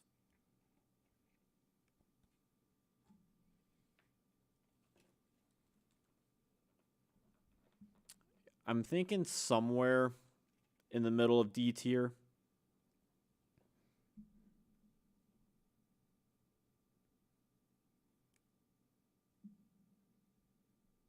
Like, is it better than Blue Eyes Toon? Is it worse than Beast Skull? Is it somewhere in the middle? That's my mindset currently. Maybe just above Buster Blader. See, I think it's better than Invader of Darkness. Only because Invader doesn't really do anything. You know what I mean? Like, you do a lot to get it out, and that's like, all right, you stop a couple cards. At least Lord of D, you do get some protection inherently with it out. And it does turn on access to Flute of Summoning Dragon, which can extend in plays.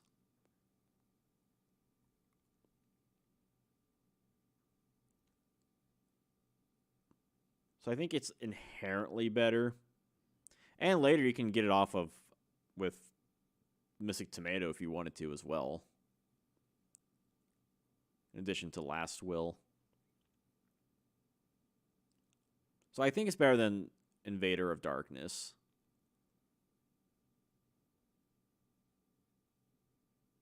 Is it jankier than Beast Skull? Yeah, I would agree with that, Goldstorm. Is it jankier than Beast Skull? These are two... Well, like I was saying, Dragons is more of a rogue deck at best, whereas Beast Skull, during its quote-unquote hype,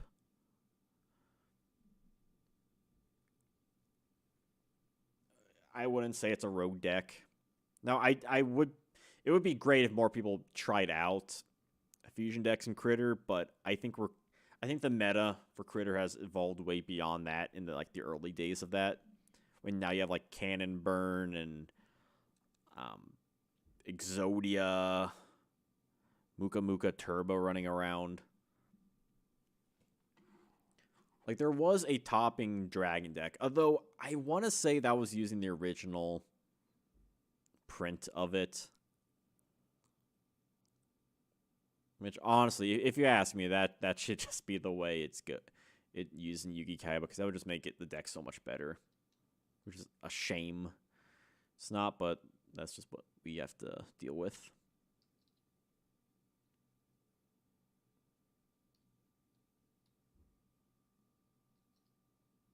Like, you're still running a bunch of bricks, regardless of if it's Lord of D or Beast Skull, because you need Lord of D on the field, you need Flute of Summoning Dragon, and you need dragons to summon it off with. Which is asking for a lot.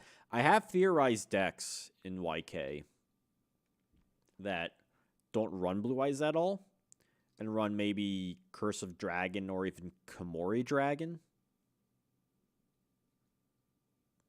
as a try and be less bricky version.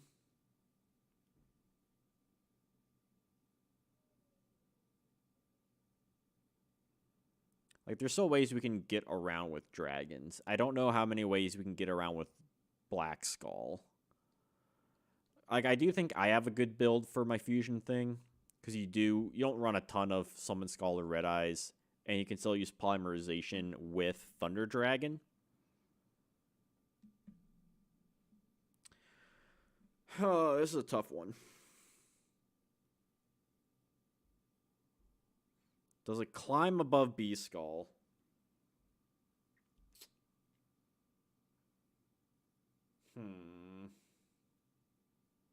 We're just about 2 hours on the stream, by the way. Holy crap. I think it was going to be like an all-night thing.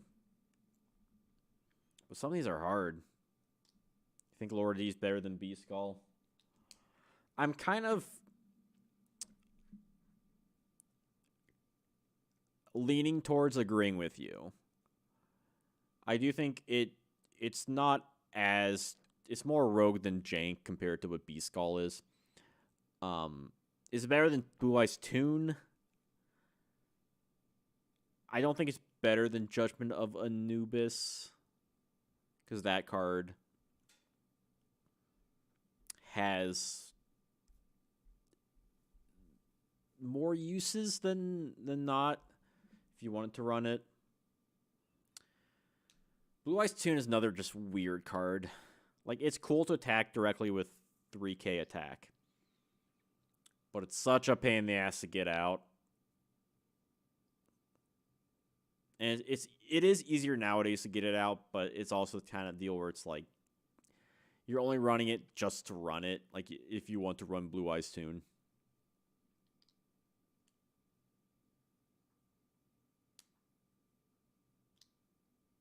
It does use your normal summon, though.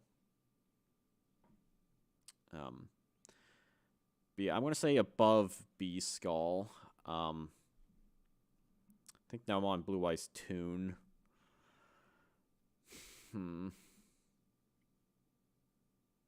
I feel like it's better than Blue Eyes Tune.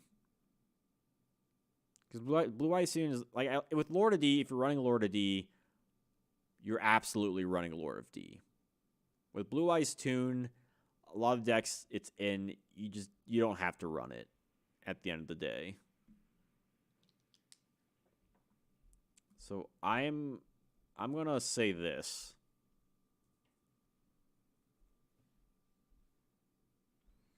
You could argue it's better than Judgment of Anubis. I think Anubis is just, it's generic enough where it's better than Lord of D. Magic Cylinder. This was used a lot more back in the day. Well, at this time, you had, well, I'm a Lord D, well, by the tins, that would be 2002 tins, so let's say, Magic Ruler. You had Blue Eyes, in addition to Toon World, Blue Eyes, Summon Skull, Toon Mermaid, Re-Ran, and that's it.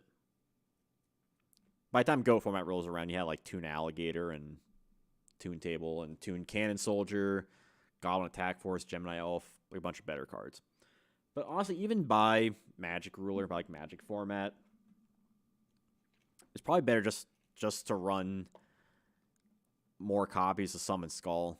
Because it's only a 500 attack difference, and it's a 1 tribute.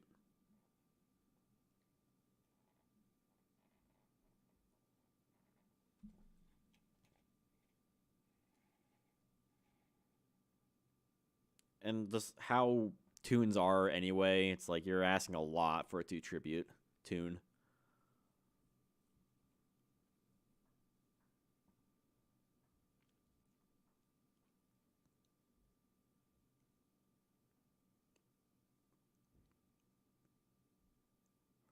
So Magic Cylinder, again, was used a lot back in the day. I mean, a bunch of kind of weird cards were.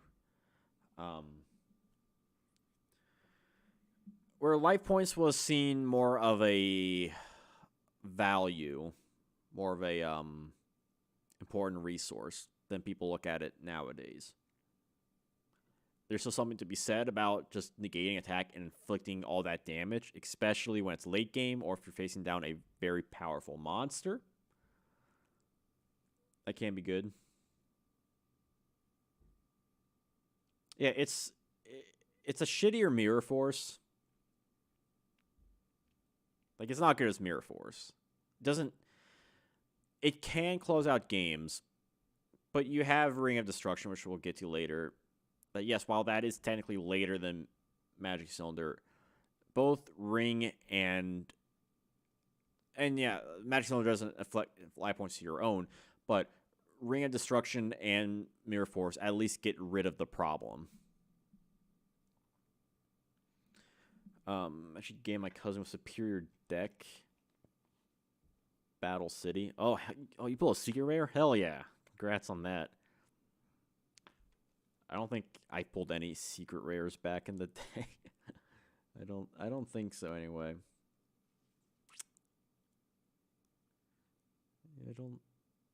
I think I had a Dark Magician Girl at one point. I'm not entirely sure.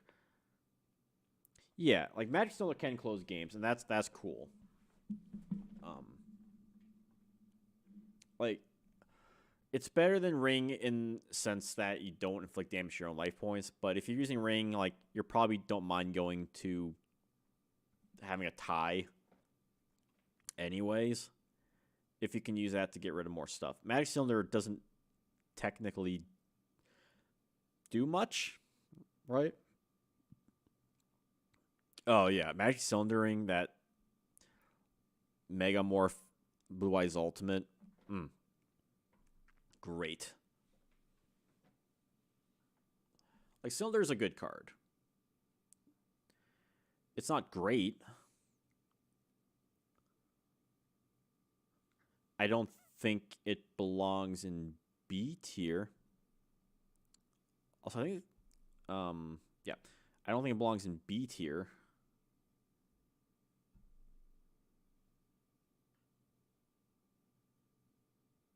Because, like, yeah, it's good in burn decks. It's a one of, I think, like, most of its competitive history. And I think also at that point, you're typically running just better cards. Like, if you're running into an issue early on, like, let's say an Android format, you're going to be running other cards to take care of some problem, like Skull Lair to decrease attack, or Torrential Tribute to just clear the field. Yo, Darkwing, what is up? Welcome. Still got plenty of time for the stream. We were talking about Magic Cylinder here. Yeah, by a point, Labyrinth of Nightmare came out. Like, you had Torrential Tribute, which took care of a lot. You still had Trap Hole to take care of monsters on summon. Like, sure, it's better than Waboku or Enchanted Javelin.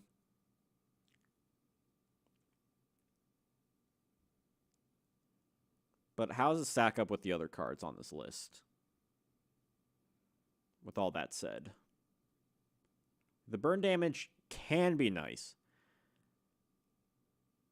but you really want to try and maximize value off of that, and that can mean some weird decisions in the game that could end up affecting a lot more if you don't maximize on that effect.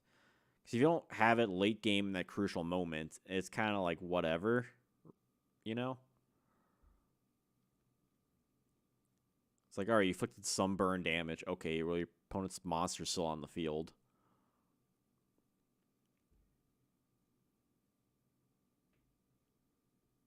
Like, its usefulness is definitely situation dependent, more so than a lot of other cards.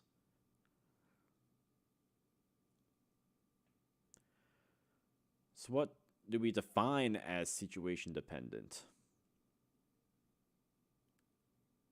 Well, Command Knight might fit on that, because it gains more value by having another warrior monster, whether it's itself or a lock, or another monster to make advantage of its use. Gearfried needs its specific deck, specific cards to make full use of it. It's definitely C tier. It's somewhere around Gearfried and Command Knight. I don't think it's better than Gemini Elf. I think Gemini Elf is just inherently more useful as field presence. I want to say between Gearfried and Command Knight. Yeah, Darkwing. Yeah, it's very specific on when to maximize its potential. I think this might be a good spot. What do y'all think about this? Like, it does... You can win games more often with it than Command Knight. I think Gearfried does more in decks that you're running it with, whether it is like a Gearfried deck or Butterfly OTK, or if you're running just later, just kind of more fun stuff with Swordmaster, or decks that you're trying to, use stuff like you don't want your opponent to like do stuff with. I could possibly be convinced that it goes above Gearfried, but this feels right. Okay. Mazera DeVille. Kind of a shame Marshall Zerado isn't in this. DeVille's another interesting card. I like the two Zera paths. I cannot deny it's kind of... Can I find a normal... I'm trying to find a picture. So Mazera cannot be normal summoned or set as 28 attack, 23 defense. Can only be special summoned by attributing a Warrior of Zera on your field, while Pandemonium is on the field, which is a field spell.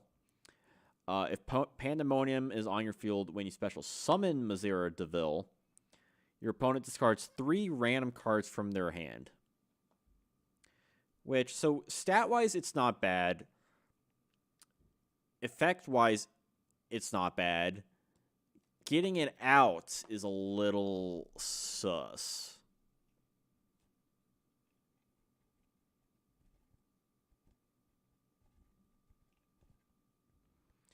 Yeah, but like not every deck is running Judgment at 3. Mazera's another interesting card. It is another type of thing where you would be running a dedicated deck for it, where you're probably going to be running Terraforming for Pandemonium.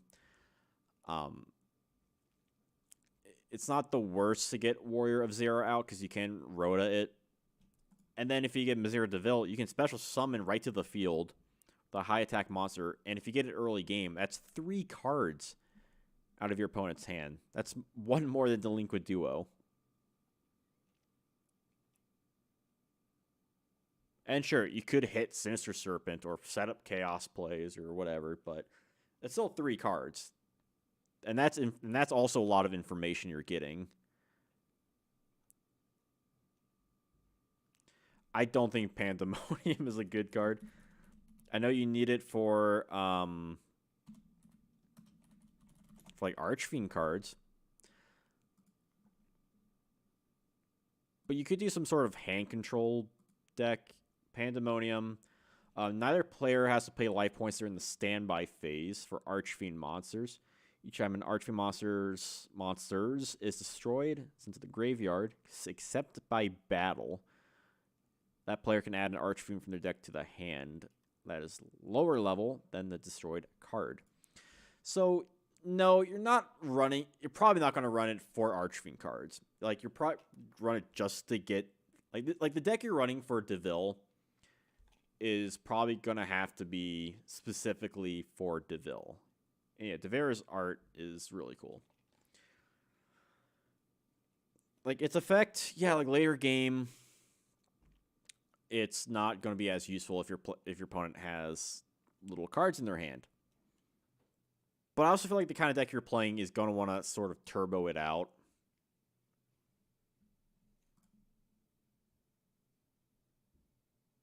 Like you're essentially like running through your deck with Rhoda and Terraforming and hoping you draw into your pieces early enough on.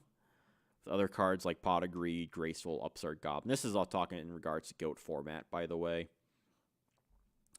Just so you can rip a lot of your cards out of your opponent's hand as early as you can and try and gain all that advantage. We're inching up to 20 likes, by the way. I think that's kind of exciting for my first YouTube stream in forever.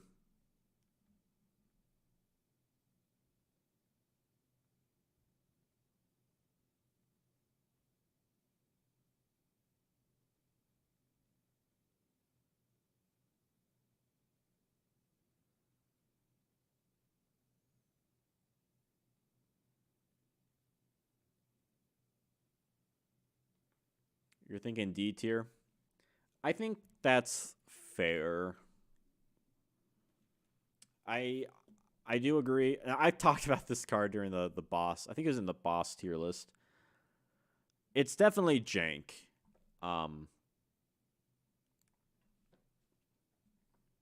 But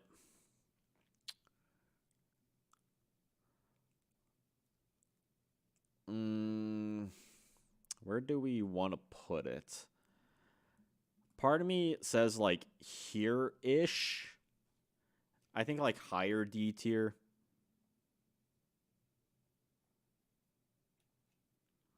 Like, the list is interesting because there's a lot of cards that have value either because of themselves or have value because of other cards.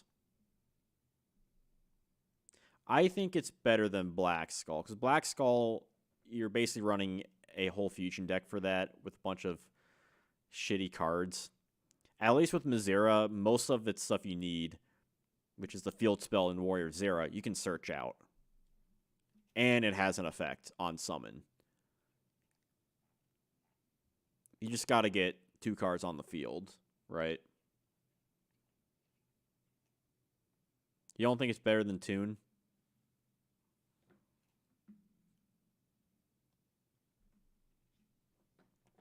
All right, I'm curious. My gut reaction is that it's better than Toon just because aside from the 2 cards you need, it's not, you can attack right away with it aside from turn 1. It rips 3 cards out of the opponent's hand. It only has 200 attack less than Toon Blue Eyes. And you don't need to worry about like, it can stay on the field if Pandemonium gets destroyed. It's not locked to Toon World. Like Toon Blue Eyes is. Now, granted, the direct attack is nice, and you do have searchable cards with, if we're still on the discussion of GOAT format, you still have Toon Table of Contents.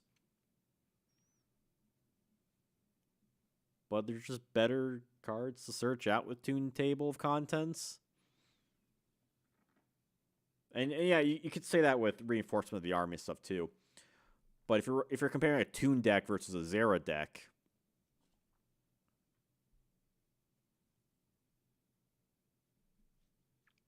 yeah, and there's something to be said about like its design and its iconography. But this is like more for like the cards. That's why I felt kind of. I mean, if this was about being iconic, Gate Guardian wouldn't be here. Dark Magician Girl wouldn't be here. Like, it's Lord of D has had more actual use in the meta than Mizera has ever had. Now, granted, there's 2 completely different formats we're talking about. One was introduced in Yugi Kaiba, where the other one was introduced in Chaos Yata format. So I think that's a good place. Obnoxious Celtic Guard. I remember when I heard about this card, I was really hype about this. Because this is before there was like a lot of retrains. So I was like, oh shit, there's a new Celtic Guardian card? What? In a tin? I'm pretty sure I was on a field trip when I was like telling my friend about it. He was like, yeah, whatever. I'm like, it's so cool. This is kind of a fun card.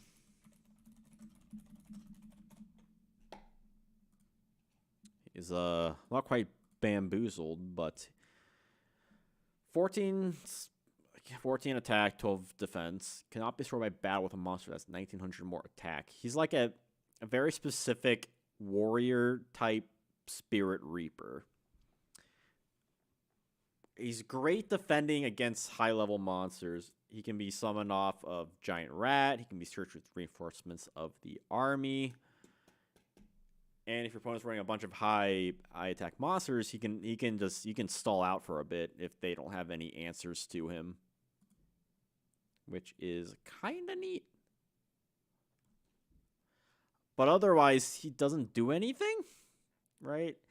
He doesn't have any hand rip effects or any additional effects to make him super useful.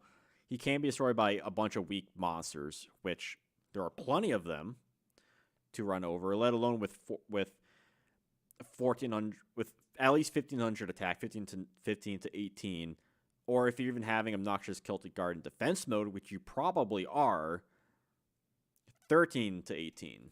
Like that's kind of a wide range. I mean, you could run him in a Warrior Toolbox. Like, it's another weird niche effect. Like, it's great for the situation you need it in, but are you always going to need it in those situations? Probably not. And in the cases that you do have it, does your opponent have an answer to it? Possibly. Maybe more times than not. This is a weird card. Like, it's not bad.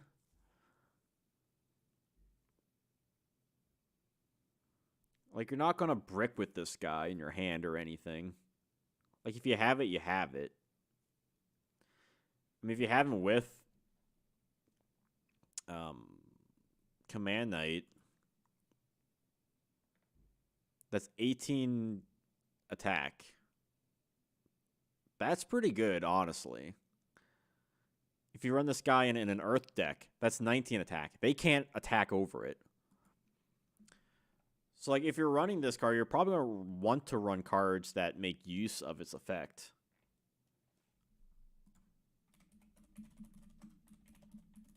Like, I feel like I have seen this card in some Earth decks. Like Earth Toolbox, maybe like a Rat Box deck. You just get this guy out with Giant Rat and bam. You can special summon off a Marauding Captain, which is cool. Yo, what's up, Spade? How's it going? You say high D, low C. You can solve for a turn, which makes him better than most D tier, low D. I definitely agree for a lot of that. Only Gearfree and Kaiku can break him, and they have no trait, and they have to trade for it. Yeah, it's definitely a card that you really do. It's at best it stalls for a turn. Otherwise, you do really need a lot of other cards to make use of him. But in that same regard, with some of these cards, you're gonna be running cards that make use of him. Ideally, in a situation, you may be running him in just like a Warrior Toolbox deck, whatever, not making total use. But you can gain more value with him than a lot of other cards in the decks that are running it. Yeah, and that's the problem, is that your opponent probably has an answer. But if you can get those moments where they don't, it can give you a lot of, it can be a good stall tool. Like in Goat format, you're probably not going to make much use of it when there are so much chaos monsters around. Or monsters that are just in that solid threshold of just attacking over it. So it's kind of a weird case. How do you feel about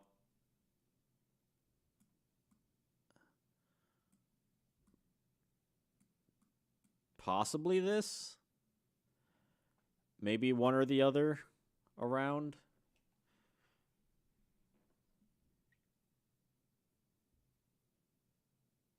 I'm thinking somewhere in the high D tier.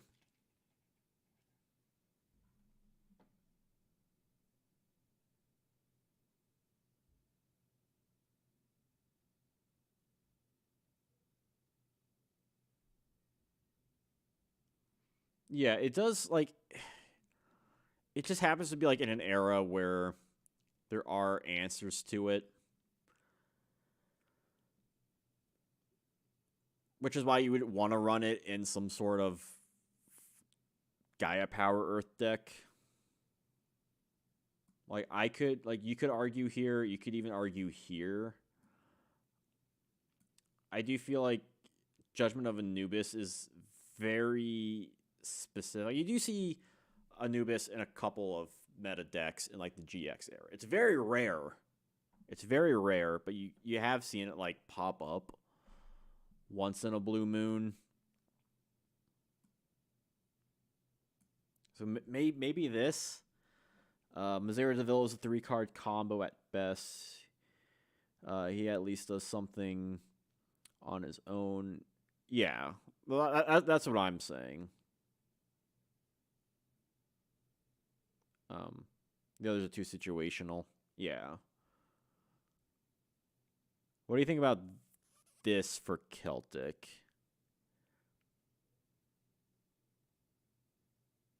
Seems more beneficial to run than Anubis in most cases. I'm in GOAT format, yes. I'm just thinking about, like, you have seen some meta decks run Anubis in like later GX formats, whereas Celtic Guard, you really haven't seen it run like anything. But in theory, it does have some use, which I think is like the D tier, kind of like the in theory tier. Speaking of bricks, Red Eyes Black Dragon. This Red Eyes Black Dragon. It's similar to Blue Eyes in the case that you do have to run it to some degree in a modern Red Eyes deck.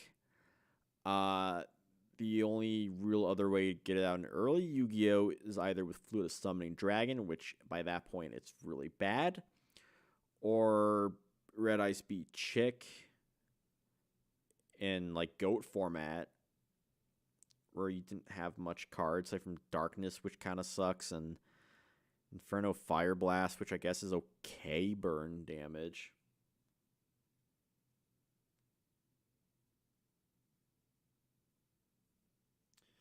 Yeah, like its archetype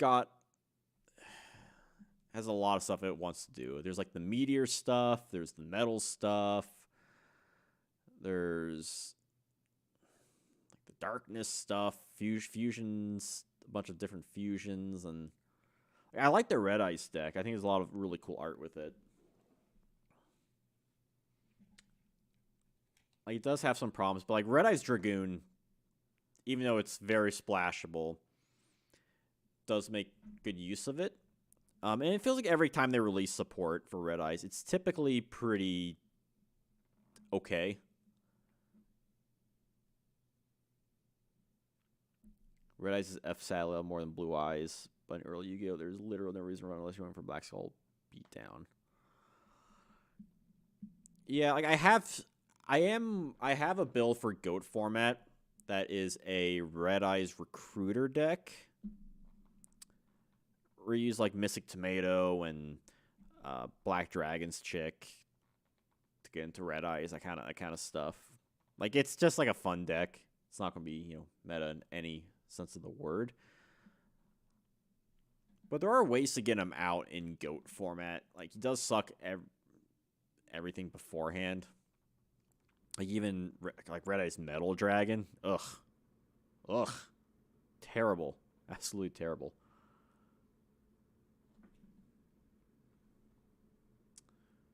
But it's always like the card that you have to, like, if you're running a deck, you like have to run it, and it's like, all right, we gotta run the Red Eyes.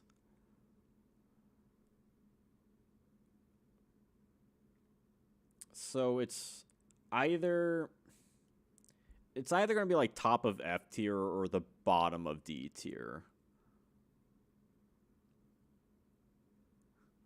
Yeah, Red Eyes Darkness is, I wish it was better. Should have been at least like 29 attack, I would say. Now, I am keeping in mind like the card in general. Like these cards in general. I mean, obviously there's a lot of factors to keep in mind about the cards. Yeah, Darkness is kind of too bad. Even at least Vampire Genesis, for as shitty as that card is, at least you can use it as a beater. At least if you need something to beat over something that Vampire Lord can't, you could use it.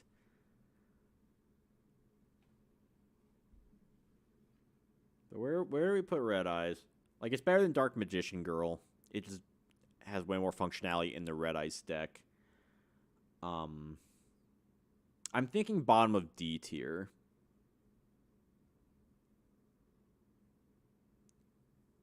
Maybe even better than Buster Blader. Because, again, you got to keep in mind, it does have a modernized legacy deck.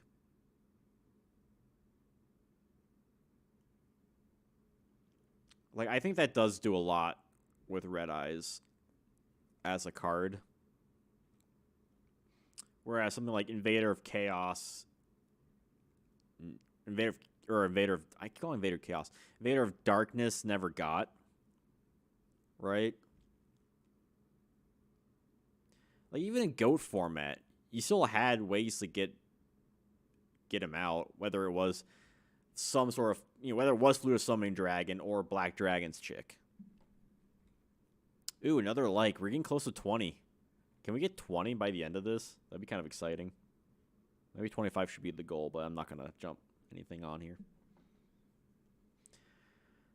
I think Red Eyes is definitely a discussion.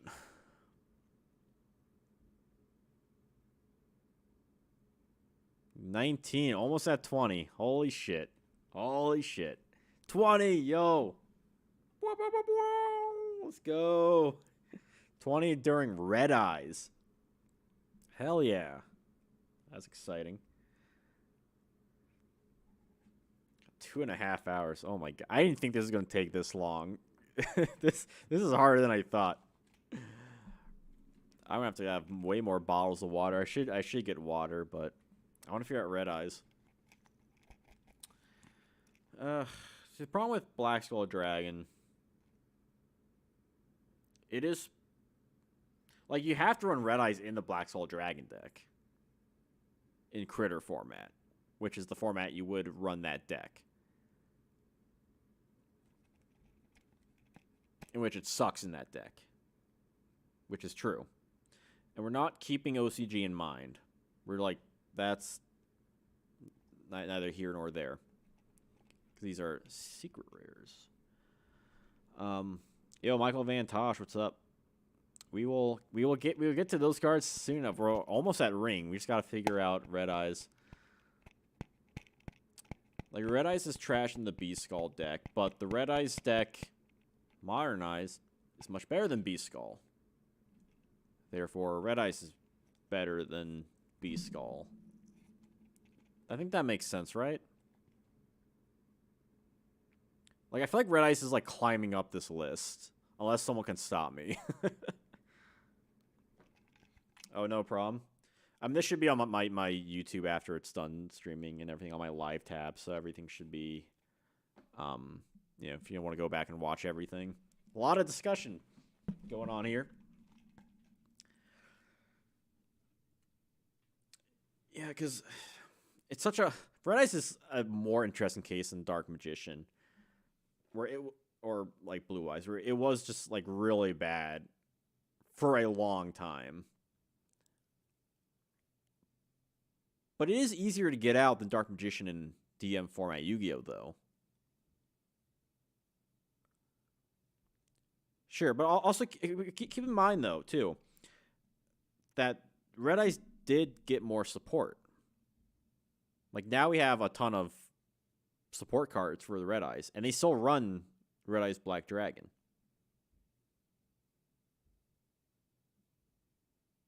Yeah, no, the tins are secret rare. They are not prismatic. They are just like secret rare.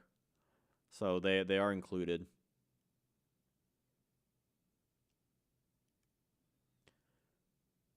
Like, if we're just talking about Go format, like, this would be like pretty different. Or like just DM era in general. This would be different.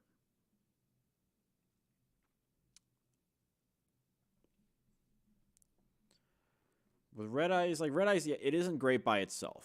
It's like Dark Magician. It needs cards with it. The deck is never going to be as... At this current moment in time, it's not going to be as good as Dark Magician.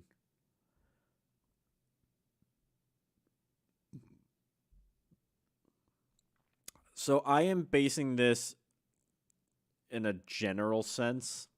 Like, we are keeping in mind a bunch of factors, like,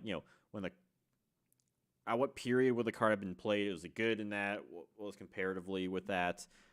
Does it get any better in the future? We're looking at like GOAT format or like modern stuff.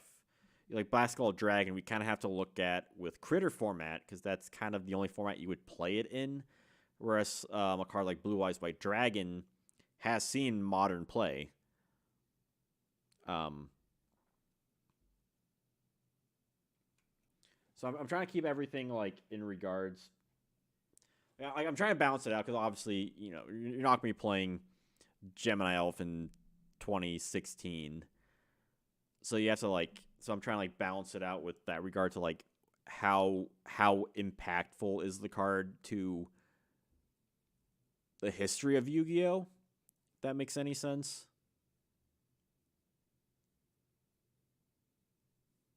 Like I'm not basing off of art or it being iconic. See, I feel weird putting under. I don't know if I can put it above D tier though. Like I can understand in regards. Yeah, Go format it would be pretty pretty F tier to like high F tier.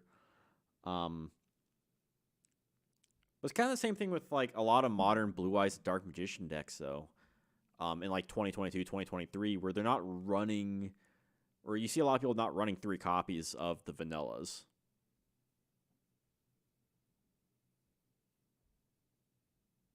So A is the top tier. So as you're saying, Darkwing, I could see putting in Red Eyes below Dark Magician for like a similar reasoning, but I don't think the Red Eyes deck will at this moment in time is going to be as good as Dark Magicians. As like, even though Dark Magician can be a rogue deck,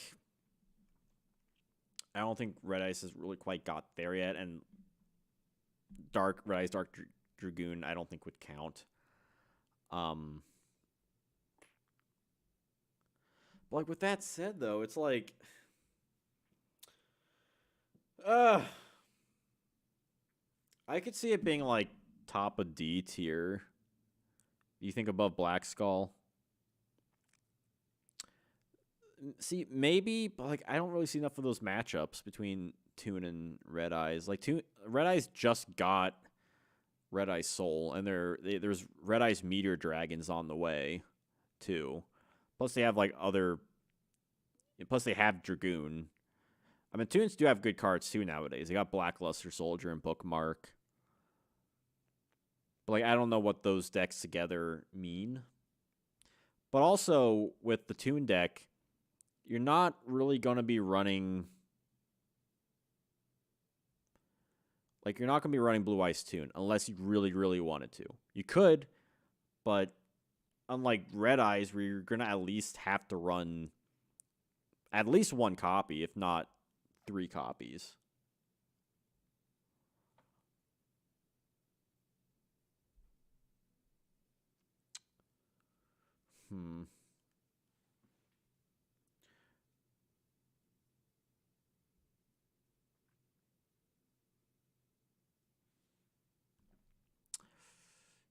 Yeah, it's such a tricky thing. It is kind of like that thing you'd rather not run, but you kind of have to, just because of how the Red Eyes archetype works, and having to use like the vanilla Red Eyes monsters.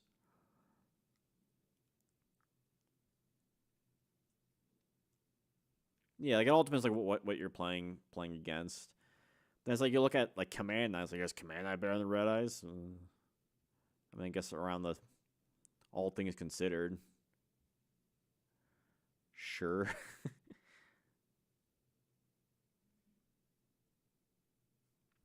Like now it's like making me rethink my whole life. It's like, well, what about Dark Magician? Well, it's like, oh, the DM deck is pretty good. So I think 2005 tins are more or less equal to 2004 tins for being included.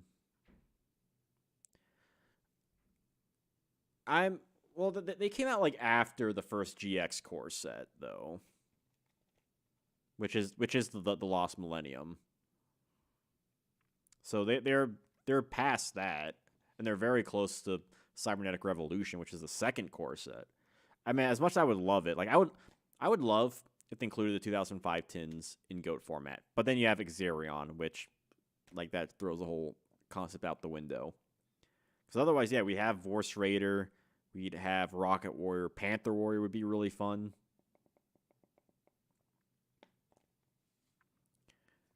I thought about it for like a second. Like, well, that's not part of DM format, technically speaking.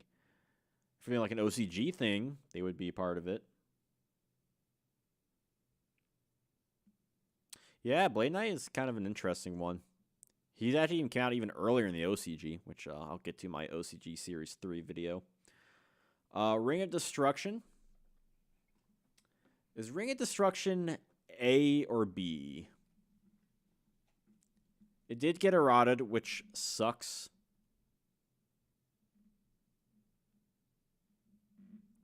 I'm thinking A.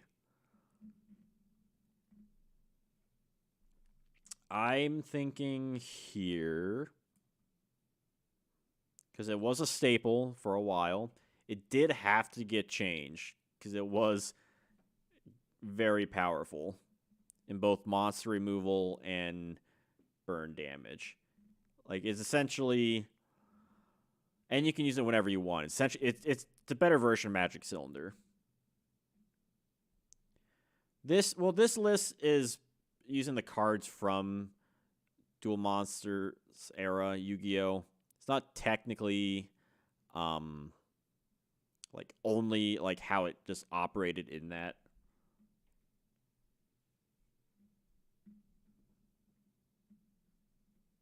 Like, we're just looking at the cards like generally. This is just a way to filter out cards to talk about, I suppose.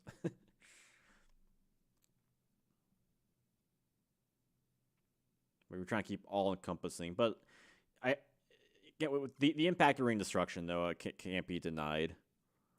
Like, you know, Chaos Emperor Dragon got eroded too, but like it made its mark in the history of Yu-Gi-Oh. Serpent Knight Dragon. This one's gonna pain me. It's an F tier. I love it in speed duels.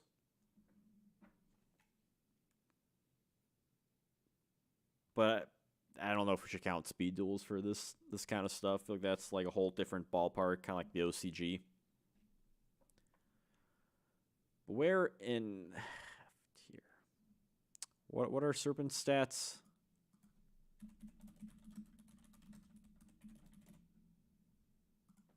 It's like what, 2350 or something. Yeah, 2350. It's higher than Insect Queen. But yeah, great art. As higher stats than Insect Queen. That's a plus, right? Low A. I love it. No, it has no support whatsoever. Aside from, like, very generic stuff that affects vanilla monsters. Like, ancient rules.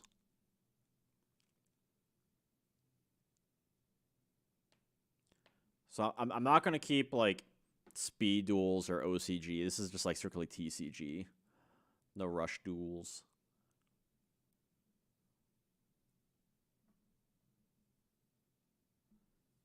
If this was the if this was the OCG, Black Beast Skull would at least be, like, a couple steps higher.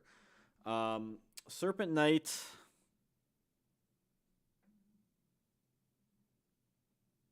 Where does he belong in F tier? It's always happening at card in F tier. There's always, like, the cool looking cards too go in F tier. I mean, a lot of these are really cool looking cards. I love, like, I mean, old school art, and that's why we're here in the Janjo zone.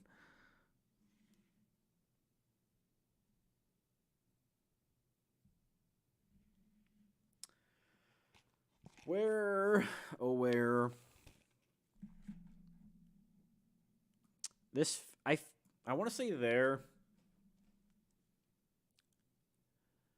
Maybe I feel like the only thing that's keeping Insect Queen above Lord of, or above Serpent Knight, is that Insect Queen has an effect. Serpent Knight doesn't have an effect. Because otherwise they're very similar cards, like very similar stats, where it's not going to beat over anything important. But at least Insect Queen has an effect.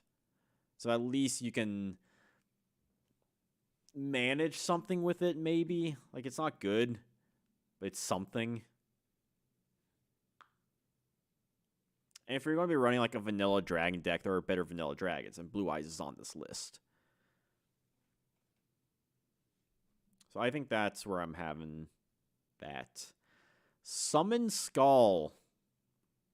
Summon Skull is a 1 tribute, 2,500.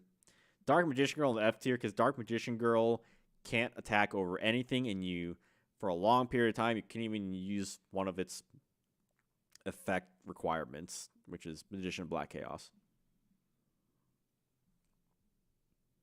DMG just doesn't do anything, unfortunately. I was Summon Skull. Summon Skull is pretty good, honestly. The first good boss monster. Crazy stats when you think about it. 6 stars, 25 attack. And it's kind of relevant for quite a while. I mean, you still see people running in 2003. And even like then some, you could still technically run just as something that can beat over Janjo. Like, it made a, like, it's a significant impact for a card. I think, honestly, I'm thinking B tier.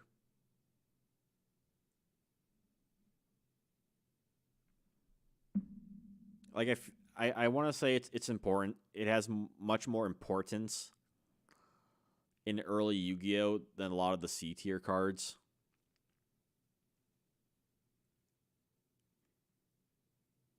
Like, it has the same same attack as Dark Magician.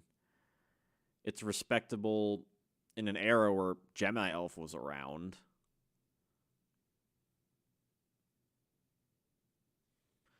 Let's see. Can I link this?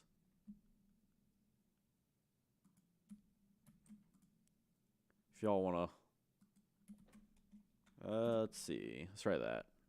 That should work.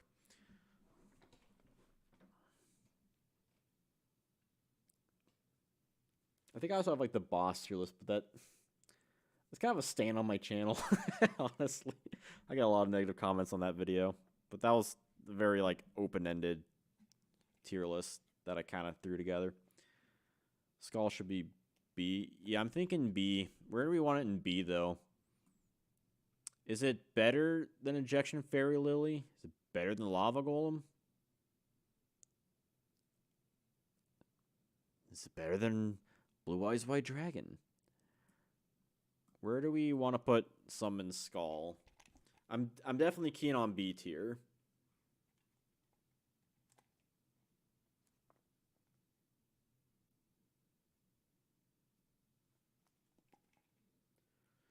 This might be kind of a hard one.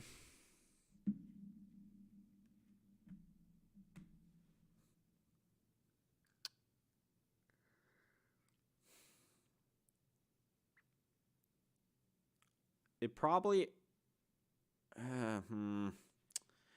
This is hard. Like, it's technically... It doesn't do anything. Like, it's just... It's an easy get-out beater. Like, that's its importance. Right? So...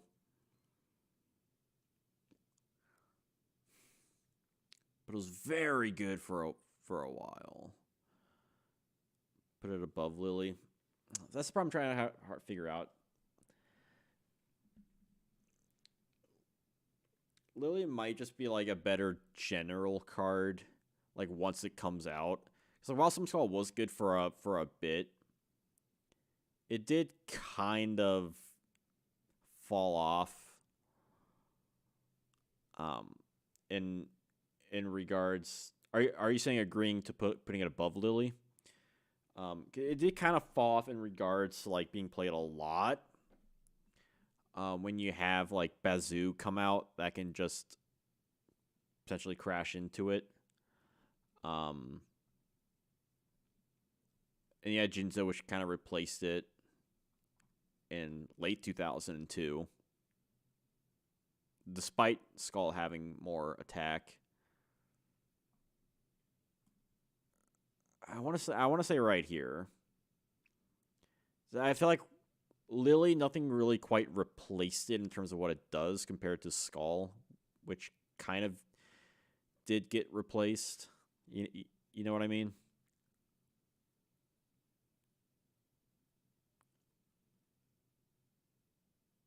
Like, I think its historical impact and also like its 1 star 25 does like make a lot for it.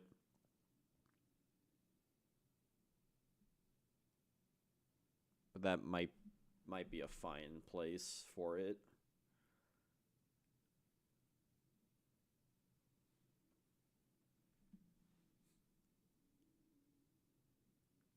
Okay, Swift Gaia. This is the 1900 attack one, right? Where 2300 attack, 21 defense. If it's the only card in your hand, you can normal summon it without attributing. What's the 1900 attack? Is that Charging Guy I'm thinking of?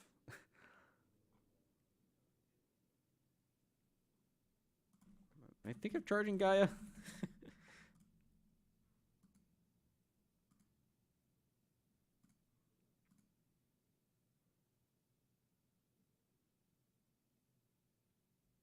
Yeah, Charging Guy is what I'm thinking of. Yeah, Swift Gaia. Only card in your hand you can normal summon without attributing, which is not terrible.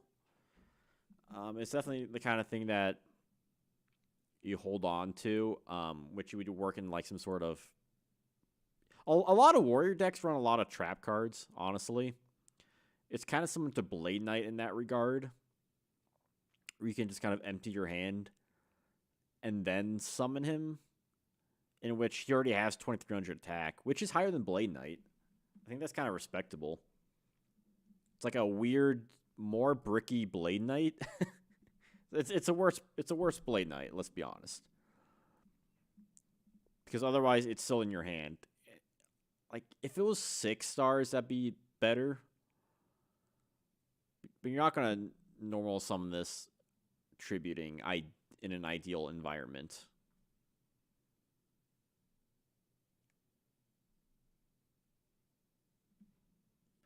This feels almost in like a similar regard to potentially an obnoxious Celtic guard. That 2004 tins, right? Where it does, you can definitely see where it has its use. Whether it's practical or not is a different story.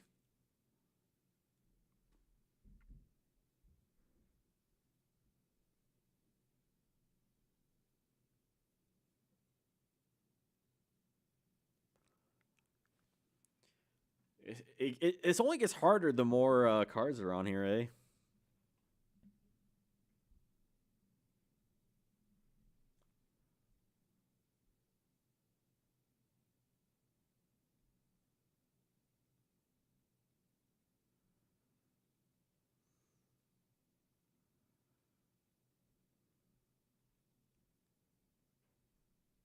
Hmm.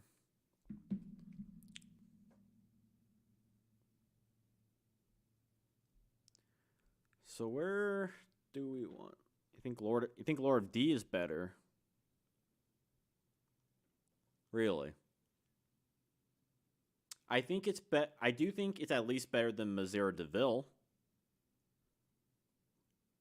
You don't need much cards to get it out per se. Anyway, like it's good late game. Like it's pretty good late game. When you don't have like many cards, you can just plop it on the field.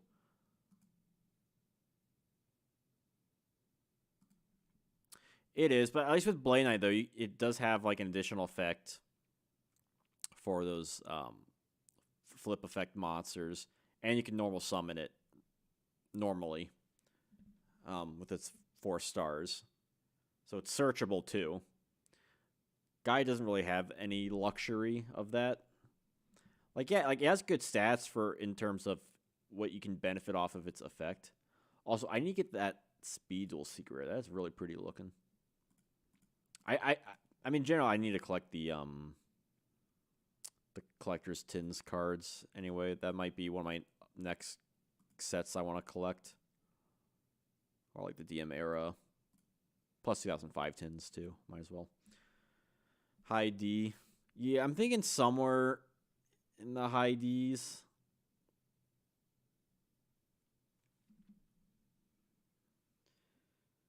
Like, is Lord of D better?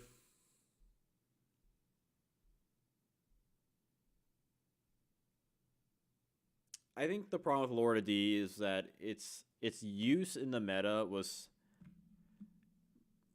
very brief and kind of only really existed because people didn't know better at the time, or they're confused with a like the very quick reprint of the card to fix its effects.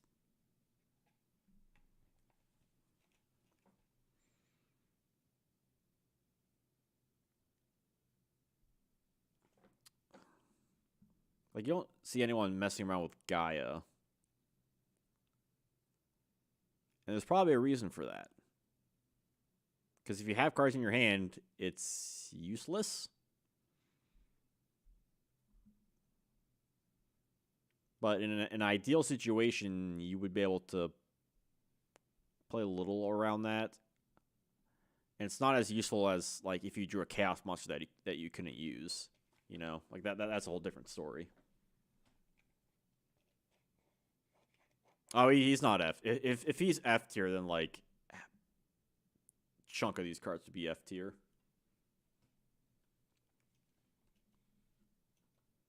Like, he is playable.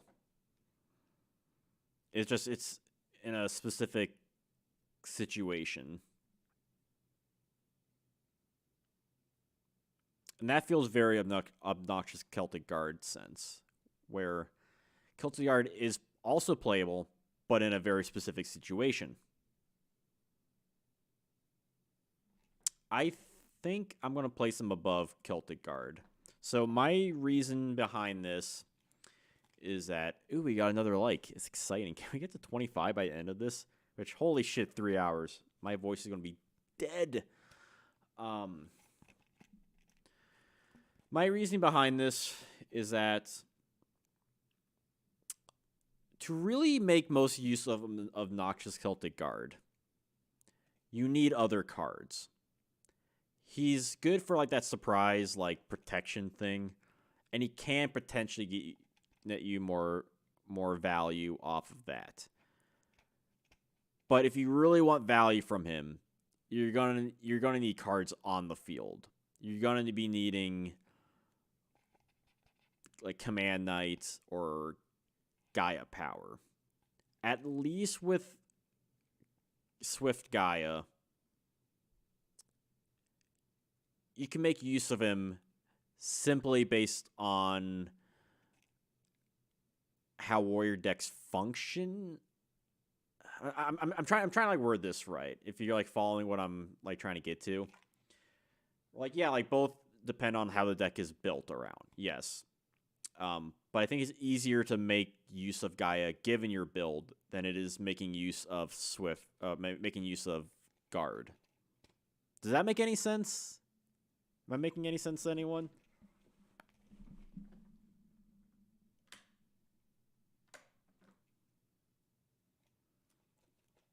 Because like I mentioned before, D tier, from what it kind of seems like, is a very theory-driven tier. Where's a lot of cards in theory is used. Like, yeah, you probably see more Celtic Guard in decks than a Swift Gaia. That's probably true. And there's probably something to be said about that.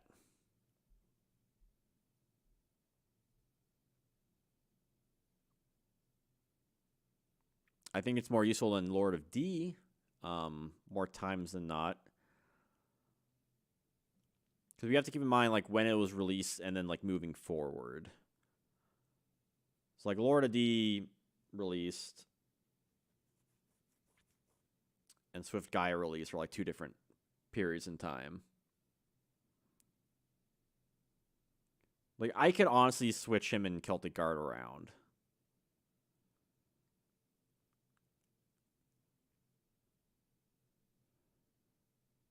I think at the end of the day, if you drew into one of these in your deck, what would you be more relieved to have?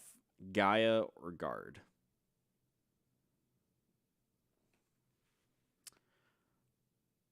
Potential. I mean, Chaos Monsters just blow everything out of the water, right? But any other high attack monster,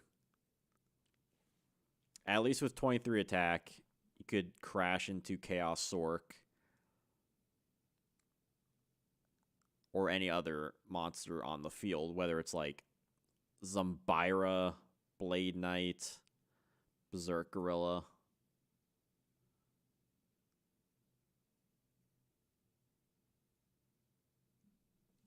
You think Celtic Guard?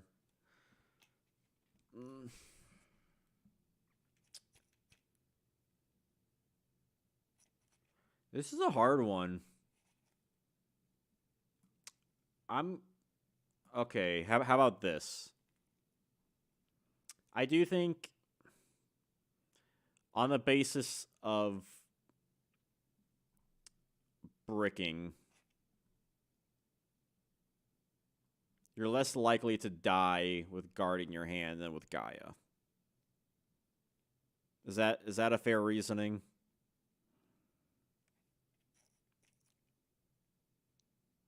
Like, I feel like I'm almost trying to convince myself that, like, Gaia is better. I think by that point. Yeah, like, top decking Gaia is great.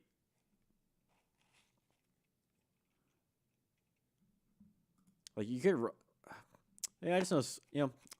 I was thinking Gaia was an Earth monster. It's dark. But yeah. I think that's... This feels a little more right to me. The end of Anubis. This is another weird card. I think it's similar to Invader of Darkness. It's a 6-star, 2500 attack, 0 defense fiend. As long as it remains on the field, face up, all effects of spell, trap, and monster cards that designate a cards in the graveyard or that activate in the graveyard are negated. So it's essentially a companion piece, like a walking Necro Valley, like a walking punching Necro Valley, kinda.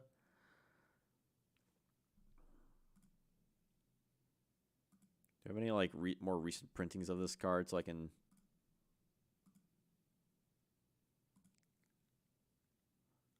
Okay. While this card faces up on the field, all effects of spell, trap, and monster cards that target a cards in the graveyard or that activate in the graveyard are negated.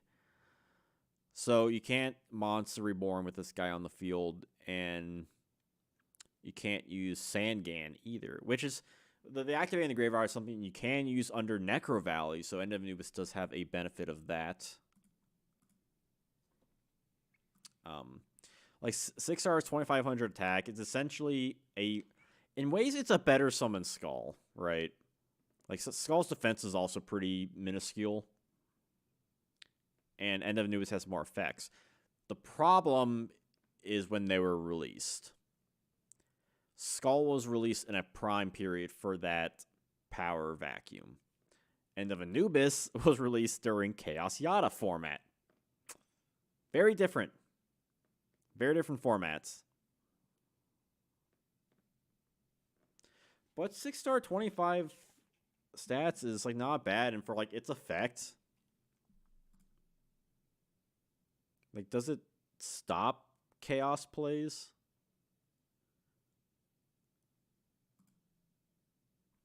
You have a big soft spot for End of Anubis as deck centerpiece. Picked up a misprint of secret rare foil. Goes across the entire card. Ooh, that's pretty cool.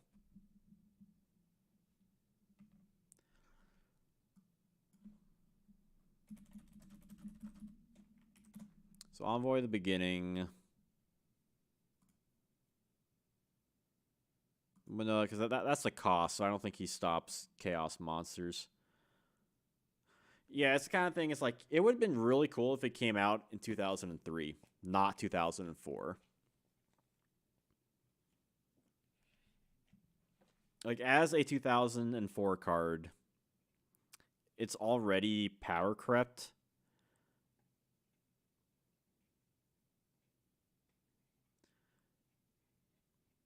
Because also by that point, you have better one tribute monsters. You have the Monarchs by, like, GOAT format.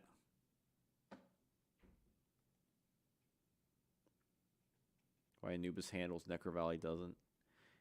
Yeah, Necro Valley is weird. Necro Valley has had so much change, has so much erratas that change how it kind of works. But with Necro Valley is more so it protects the grave from Gravekeepers, whereas it doesn't really affect anything from the zombies that live in it. And that's where Anubis kind of comes in.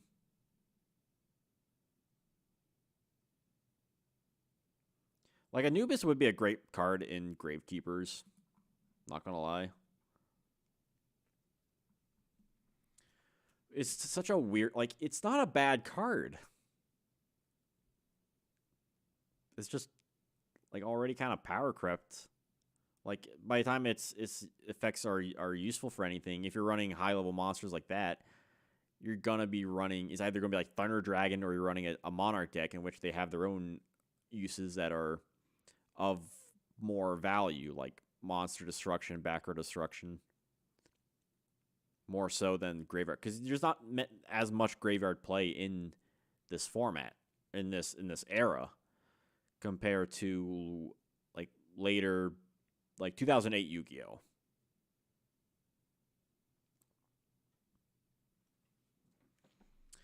But again, he's not a bad card, so we can't put him in F tier. I think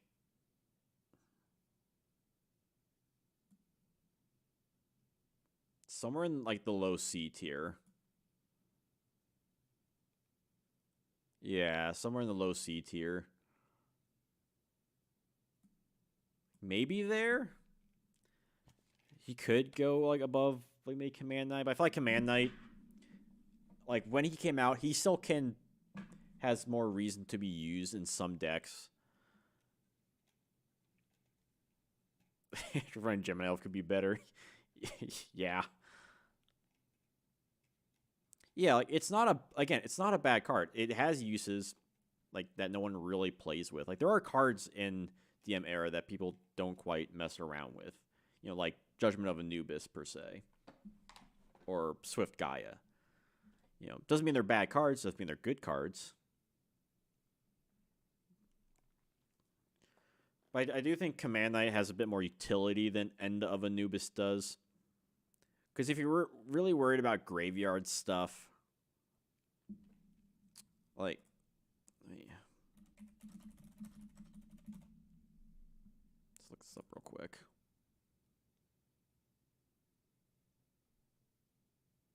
Like, I think the thing with Anubis is that at that point, you probably would rather run Dark Ruler Hades, because it just negates effects of monsters.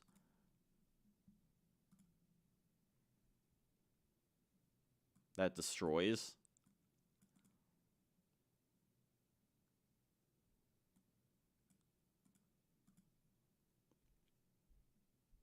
Maybe.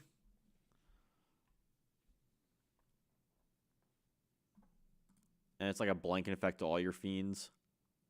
Although it can't be a special summon from the graveyard.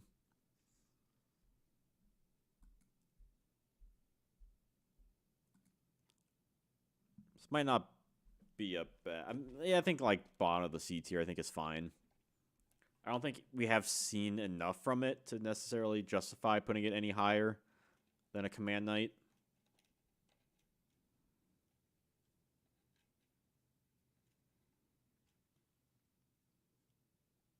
It's just one of those like unfortunate cases of a monster.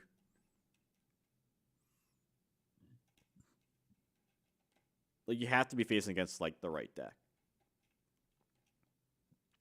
All right, 1,000 Dragon. 1,000 Dragon is not very good. Another kind of, like, shitty fusion monster around Gaia. I'm going to put it... It's at least better than Gaia. Because at least you can run Time Wizard. Whereas it's not really a good reason to run the other cards for Gaia. But you're not going to be wanting to run a fusion deck for 1,000 Dragon either.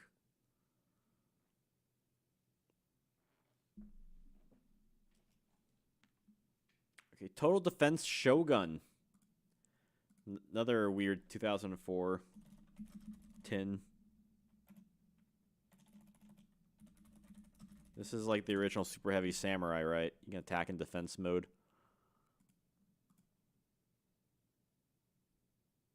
Yeah, the Time Wizard's fun. 1,000 Dragon, not so much. Total Defense Shogun. Let's see. He has changed his defense position when he's normal summoned or flip summoned. He can attack while in defense position. If he attacks in defense, applies the attack of this card for damage calc, in which he has 1550 attack, 25 defense. So, good defense. He has good defense, and he doesn't have like a ton of attack, but it's good if you like you can use him to try and get some poking damage in, I suppose. It is an interesting concept. Like, they would expand upon this more with the Super Heavy Samurais much later Yu-Gi-Oh.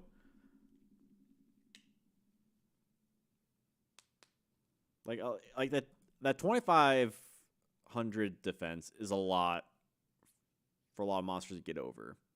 Like, most times, if we're looking at GOAT format, like, you're looking at DMOC, BLS, like very specific decks.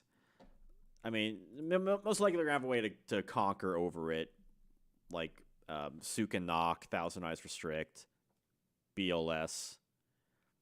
How many tributes? He is a 6-star monster, so just 1 tribute. So you can normal summon him. You can normal set. You can seal an opponent's monster, just tribute over if you wanted to. He's a warrior. It's a very interesting card. I think it does have the problem of it. Like, it has a lot of outs. Like, Big Shield Garna is around, which already sort of takes care of that defending thing. You can just set a monster to defend with. Now, of course, with Garna, if you attack it, and then it turns to attack mode. But usually, if you're running Big Shield Garna, you're running some sort of skill drain deck.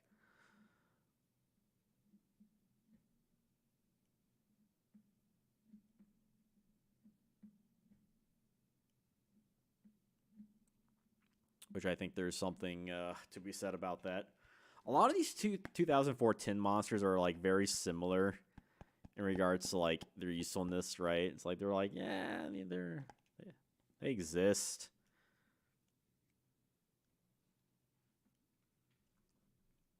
It's I'm not gonna say C tier. I think you could. I think this is more of a D tier card where there's a lot more theory involved with it. Like, you're not going to skill drain it because at that point you're running Big Shield Gardener. Unless you're running like a totally just weird stally deck.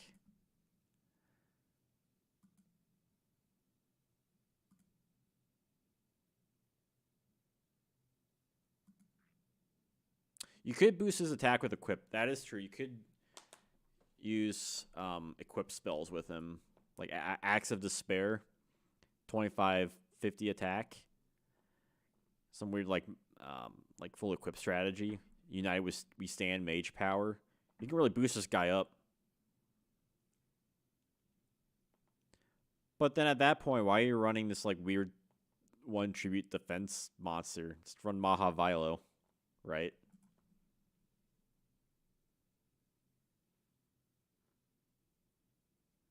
It's another case of like it just seems like there are better cards that do what it's doing.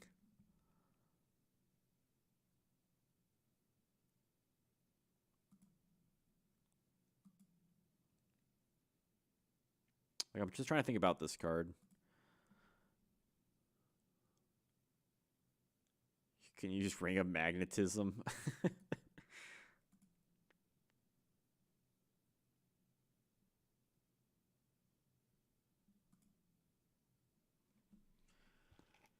I'm thinking like low mid D tier, honestly.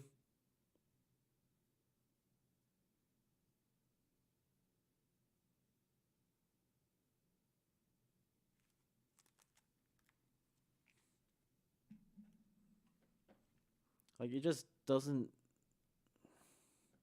I love the idea of the card. Like I love the art of it. I love like the idea of this defender that can attack. But you just like there's just so many things that does what it does, but better.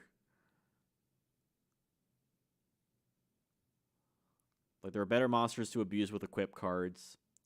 There are better defenders out there with less tributes. There are better tribute cards out there. Like if you have to run a card like this, what's your strategy? Are you defending? Are you attacking?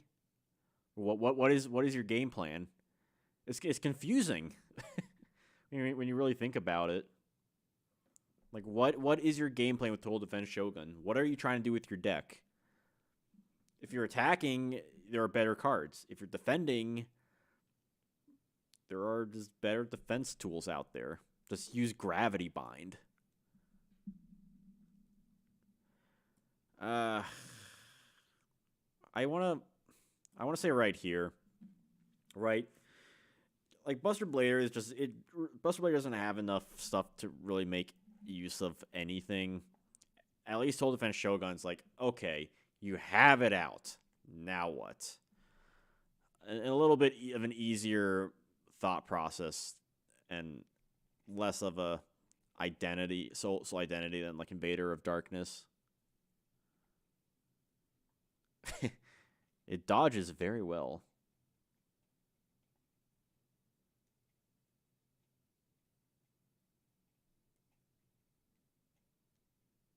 Yeah, I think that's fine. Trihorn Dragon. Another unfortunate early vanilla monster.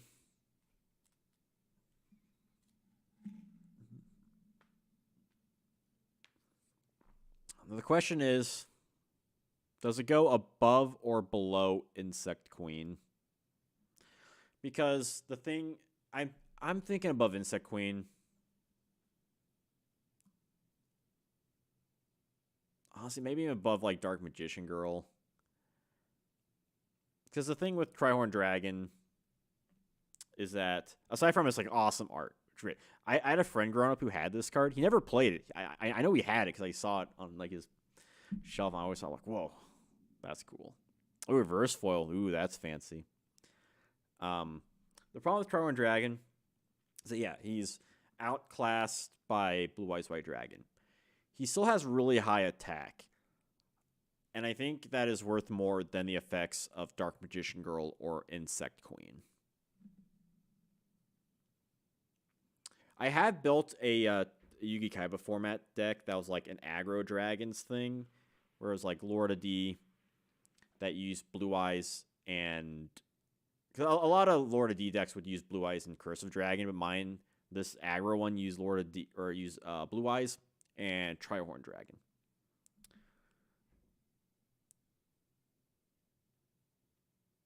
Yeah, you can use him with like vanilla stuff. I've seen Trihorn Dragon used in advanced ritual art decks like Demise OTK. You could use Trihorn Dragon in. You can also use Cosmic Queen too. But yeah, like vanilla dragons do have a use, and Trihorn Dragon's just one of the better ones of them that isn't Blue Eyes. But otherwise, he does nothing. And I'd be a hard... And you can't go over Buster Blader, because Buster Blader can attack over him. So... Vampire Lord. I think Vampire Lord might belong here. What do you think? I think he was like a really card when he came... good card when he came out, and I think honestly by GOAT format and even like some later GX format standards, he can still be a pretty troublesome card. I don't think he's as like impactful as like a Summon Skull per se, even when he did first come out, because you had like Magical Scientist OTK or Magical Scientist FTK for being honest. And there are cards that can take care of him just by punching over him, like Summon Skull. But he does fit very well in zombie decks for sure.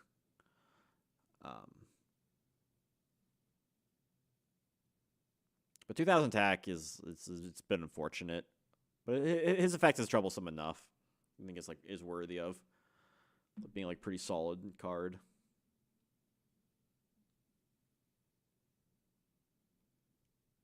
It's such a weird list looking at. I'm like, it's Dark Magician or like Gemini Elf. Some of these cards belong somewhere else. I'm like, yeah, I don't want to think too much about it. XYZ Dragon Cannon. This is another interesting card. So you have to have the 3 materials, the X, Y, and Z monsters. You have to banish them when you control them, which is very unfortunate in early Yu-Gi-Oh!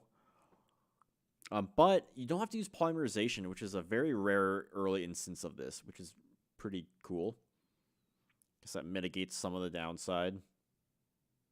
On top of them being like unions and XYZ Cannon being like solid 1800 attack monster. But it can't be special from the graveyard, which really sucks. And you can discard one card, destroy one card your opponent controls, which is really good. This is not a once per turn effect. There's no you can target any card they control. So you can just like blow up their field, and it doesn't have terrible stats.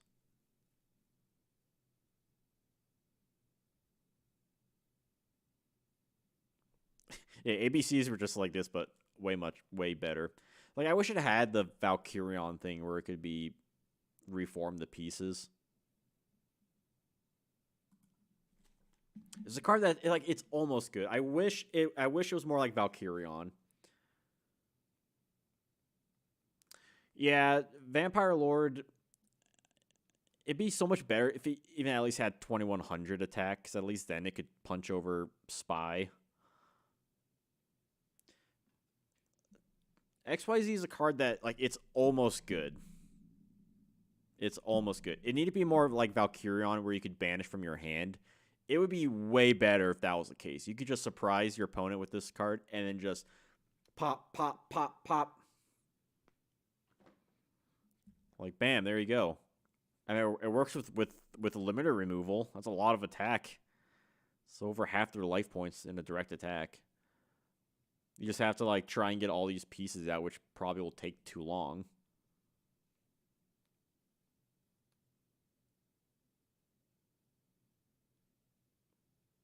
Which makes him another weird case. What do we do with this guy? Yeah, like it was a very good destruction effect early on, but you could just never get this guy out. That was the problem. Like, it's very rare if you can get this dude out. And, like, yeah, you don't have to get him out if you're running a machine deck. Like, you could if you wanted to, if you're running machine deck, which was more popular back in historic Yu-Gi-Oh!, which people don't play nowadays, but back then, machine decks were a thing, I could agree with C. I think it's not so much a theory thing. In the sense, like, we know it's when it's on field, it has a good effect. I think the problem is the fact that, one, getting out is a bit of a challenge. Two, it can't be special from the graveyard. So you're kind of like SOL if it gets hit by anything. Torrential Tribute, Mirror Force. That's a big downside. Just get like a couple of pops, which you probably could get with Tribute to the Doomed, Lightning Vortex, Raigeki Break, you know? Like, it's the kind of monster, if you get it out, it's really good. But it's asking for a lot. It's like, it's much better than like a Gate Guardian, for sure. Like, certainly not F tier. So do we want to put in C or D tier?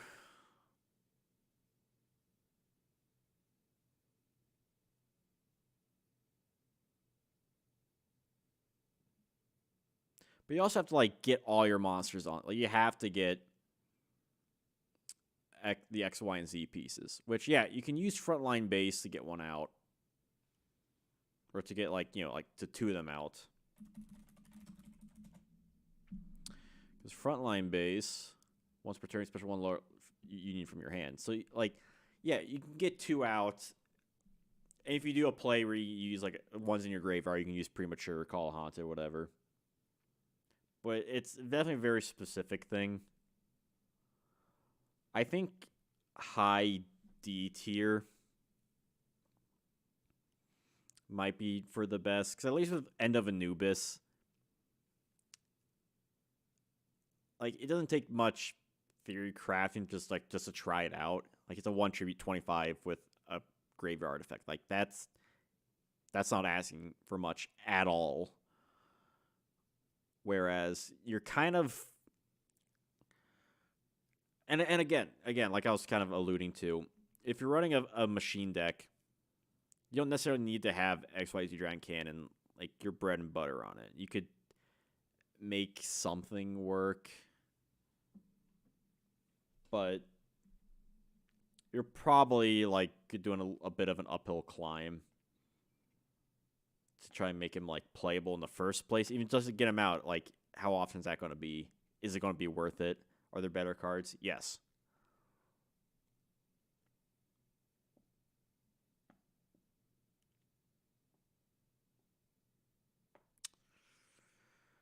So where do we want it?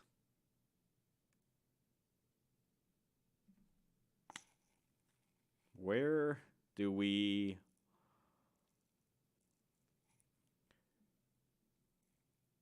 You know, it's too bad I don't remember what we were ranking it during the boss tier list. I could probably check that real quick. I'm sure some of these cards were, like, probably placed differently during that too.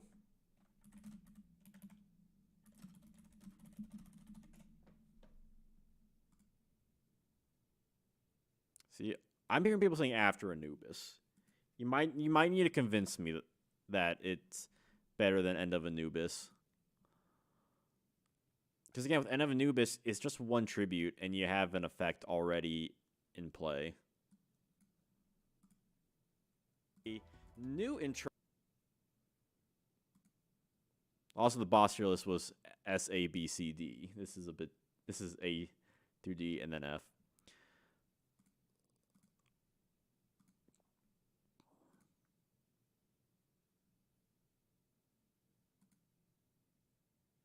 So in my boss tier list, I'm just out of curiosity, I'm just kind of... My boss tier list, End of Anubis, was in B, actually, instead of C. Mazira DeVille was in C. Blue Eyes Toon was in C. XYZ was in C. And then everything else was in D, which is essentially the F tier.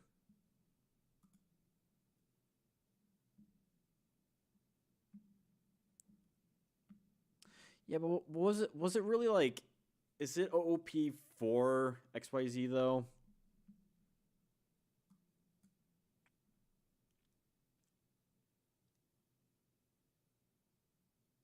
Okay, you mean worse than Anubis.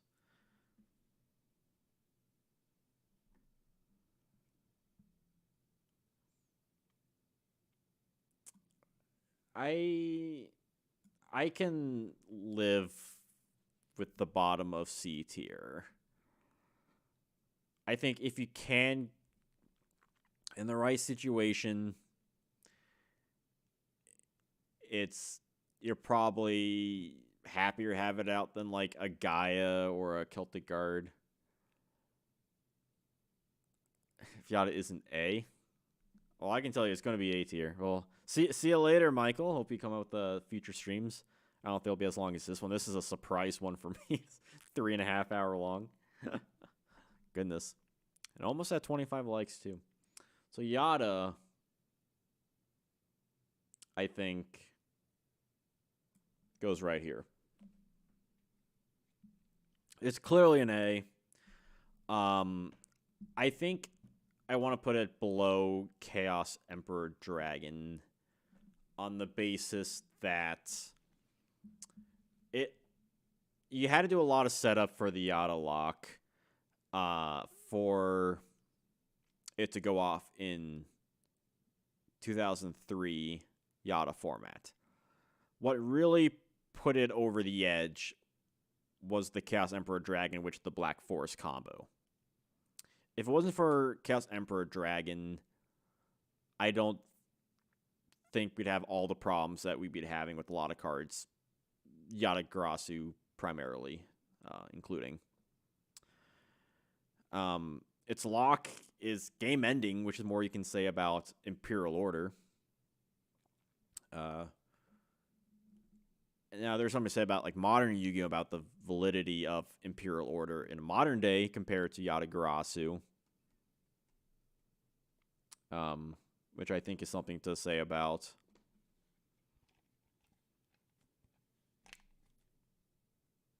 Like what Preston's saying.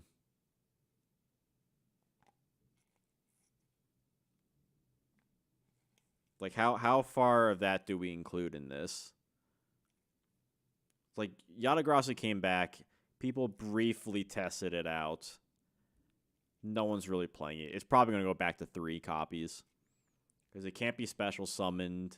It's not a great way to like kind of get it out to you, especially when decks are so archetypal focused. Yeah, it was. I believe Order was brought back and then it was banned like not long after. I think. Now Order did, and this isn't also including that Order did get an errata too, where you can't auto shut it off.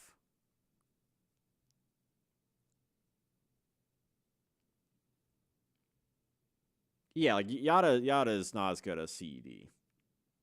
But also it's like saying like, you know, CED isn't as good as Imperial Order because no one really plays CED. But also like it got an errata. It got completely neutered. I think that is a huge factor about CED's power. Like it had to get some sort of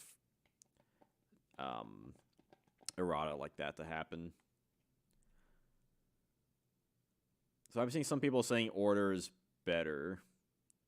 I can see that in the sense that as Yu-Gi-Oh! Grows, Yata didn't need to change. The game is changing. Imperial Order did change, but it's still showing that it can hold up to the heavyweights, whereas CED was forced to change, forever cementing it in Carbonite. I think this is a pretty good list. You could change things around, and I wouldn't blame you if you did. Sometimes I look at some of these cards, I'm like, yeah, maybe they could, but then we'd be here for like 5 hours.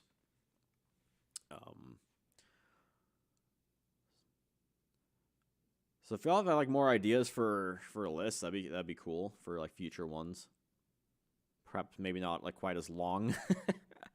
But I guess we'll see. I don't know if I do this like once a week. I don't know. We'll just take it as it comes.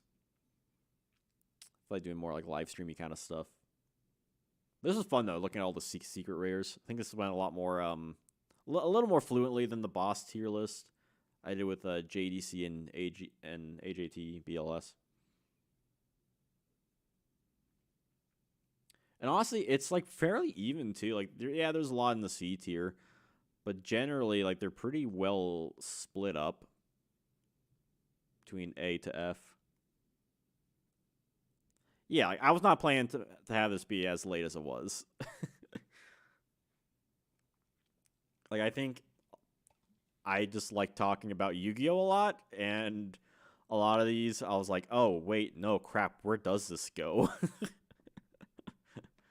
I think it'd be so many. I mean, there's a good reason why I didn't include the prismatic secret rares. I can tell you that much.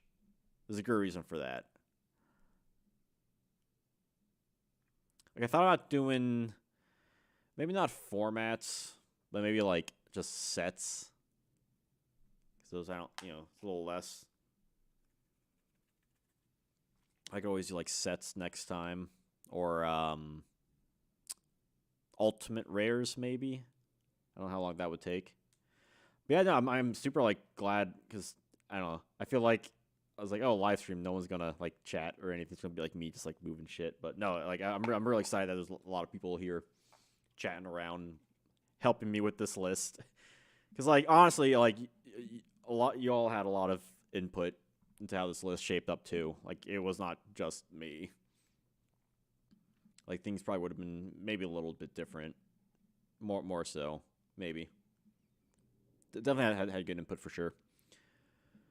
Yeah, I don't know when the next stream will be. Maybe around like Wednesday or Thursdays kind of deal. Those are my more free days. But I figure if I'm not gonna make content as often as before.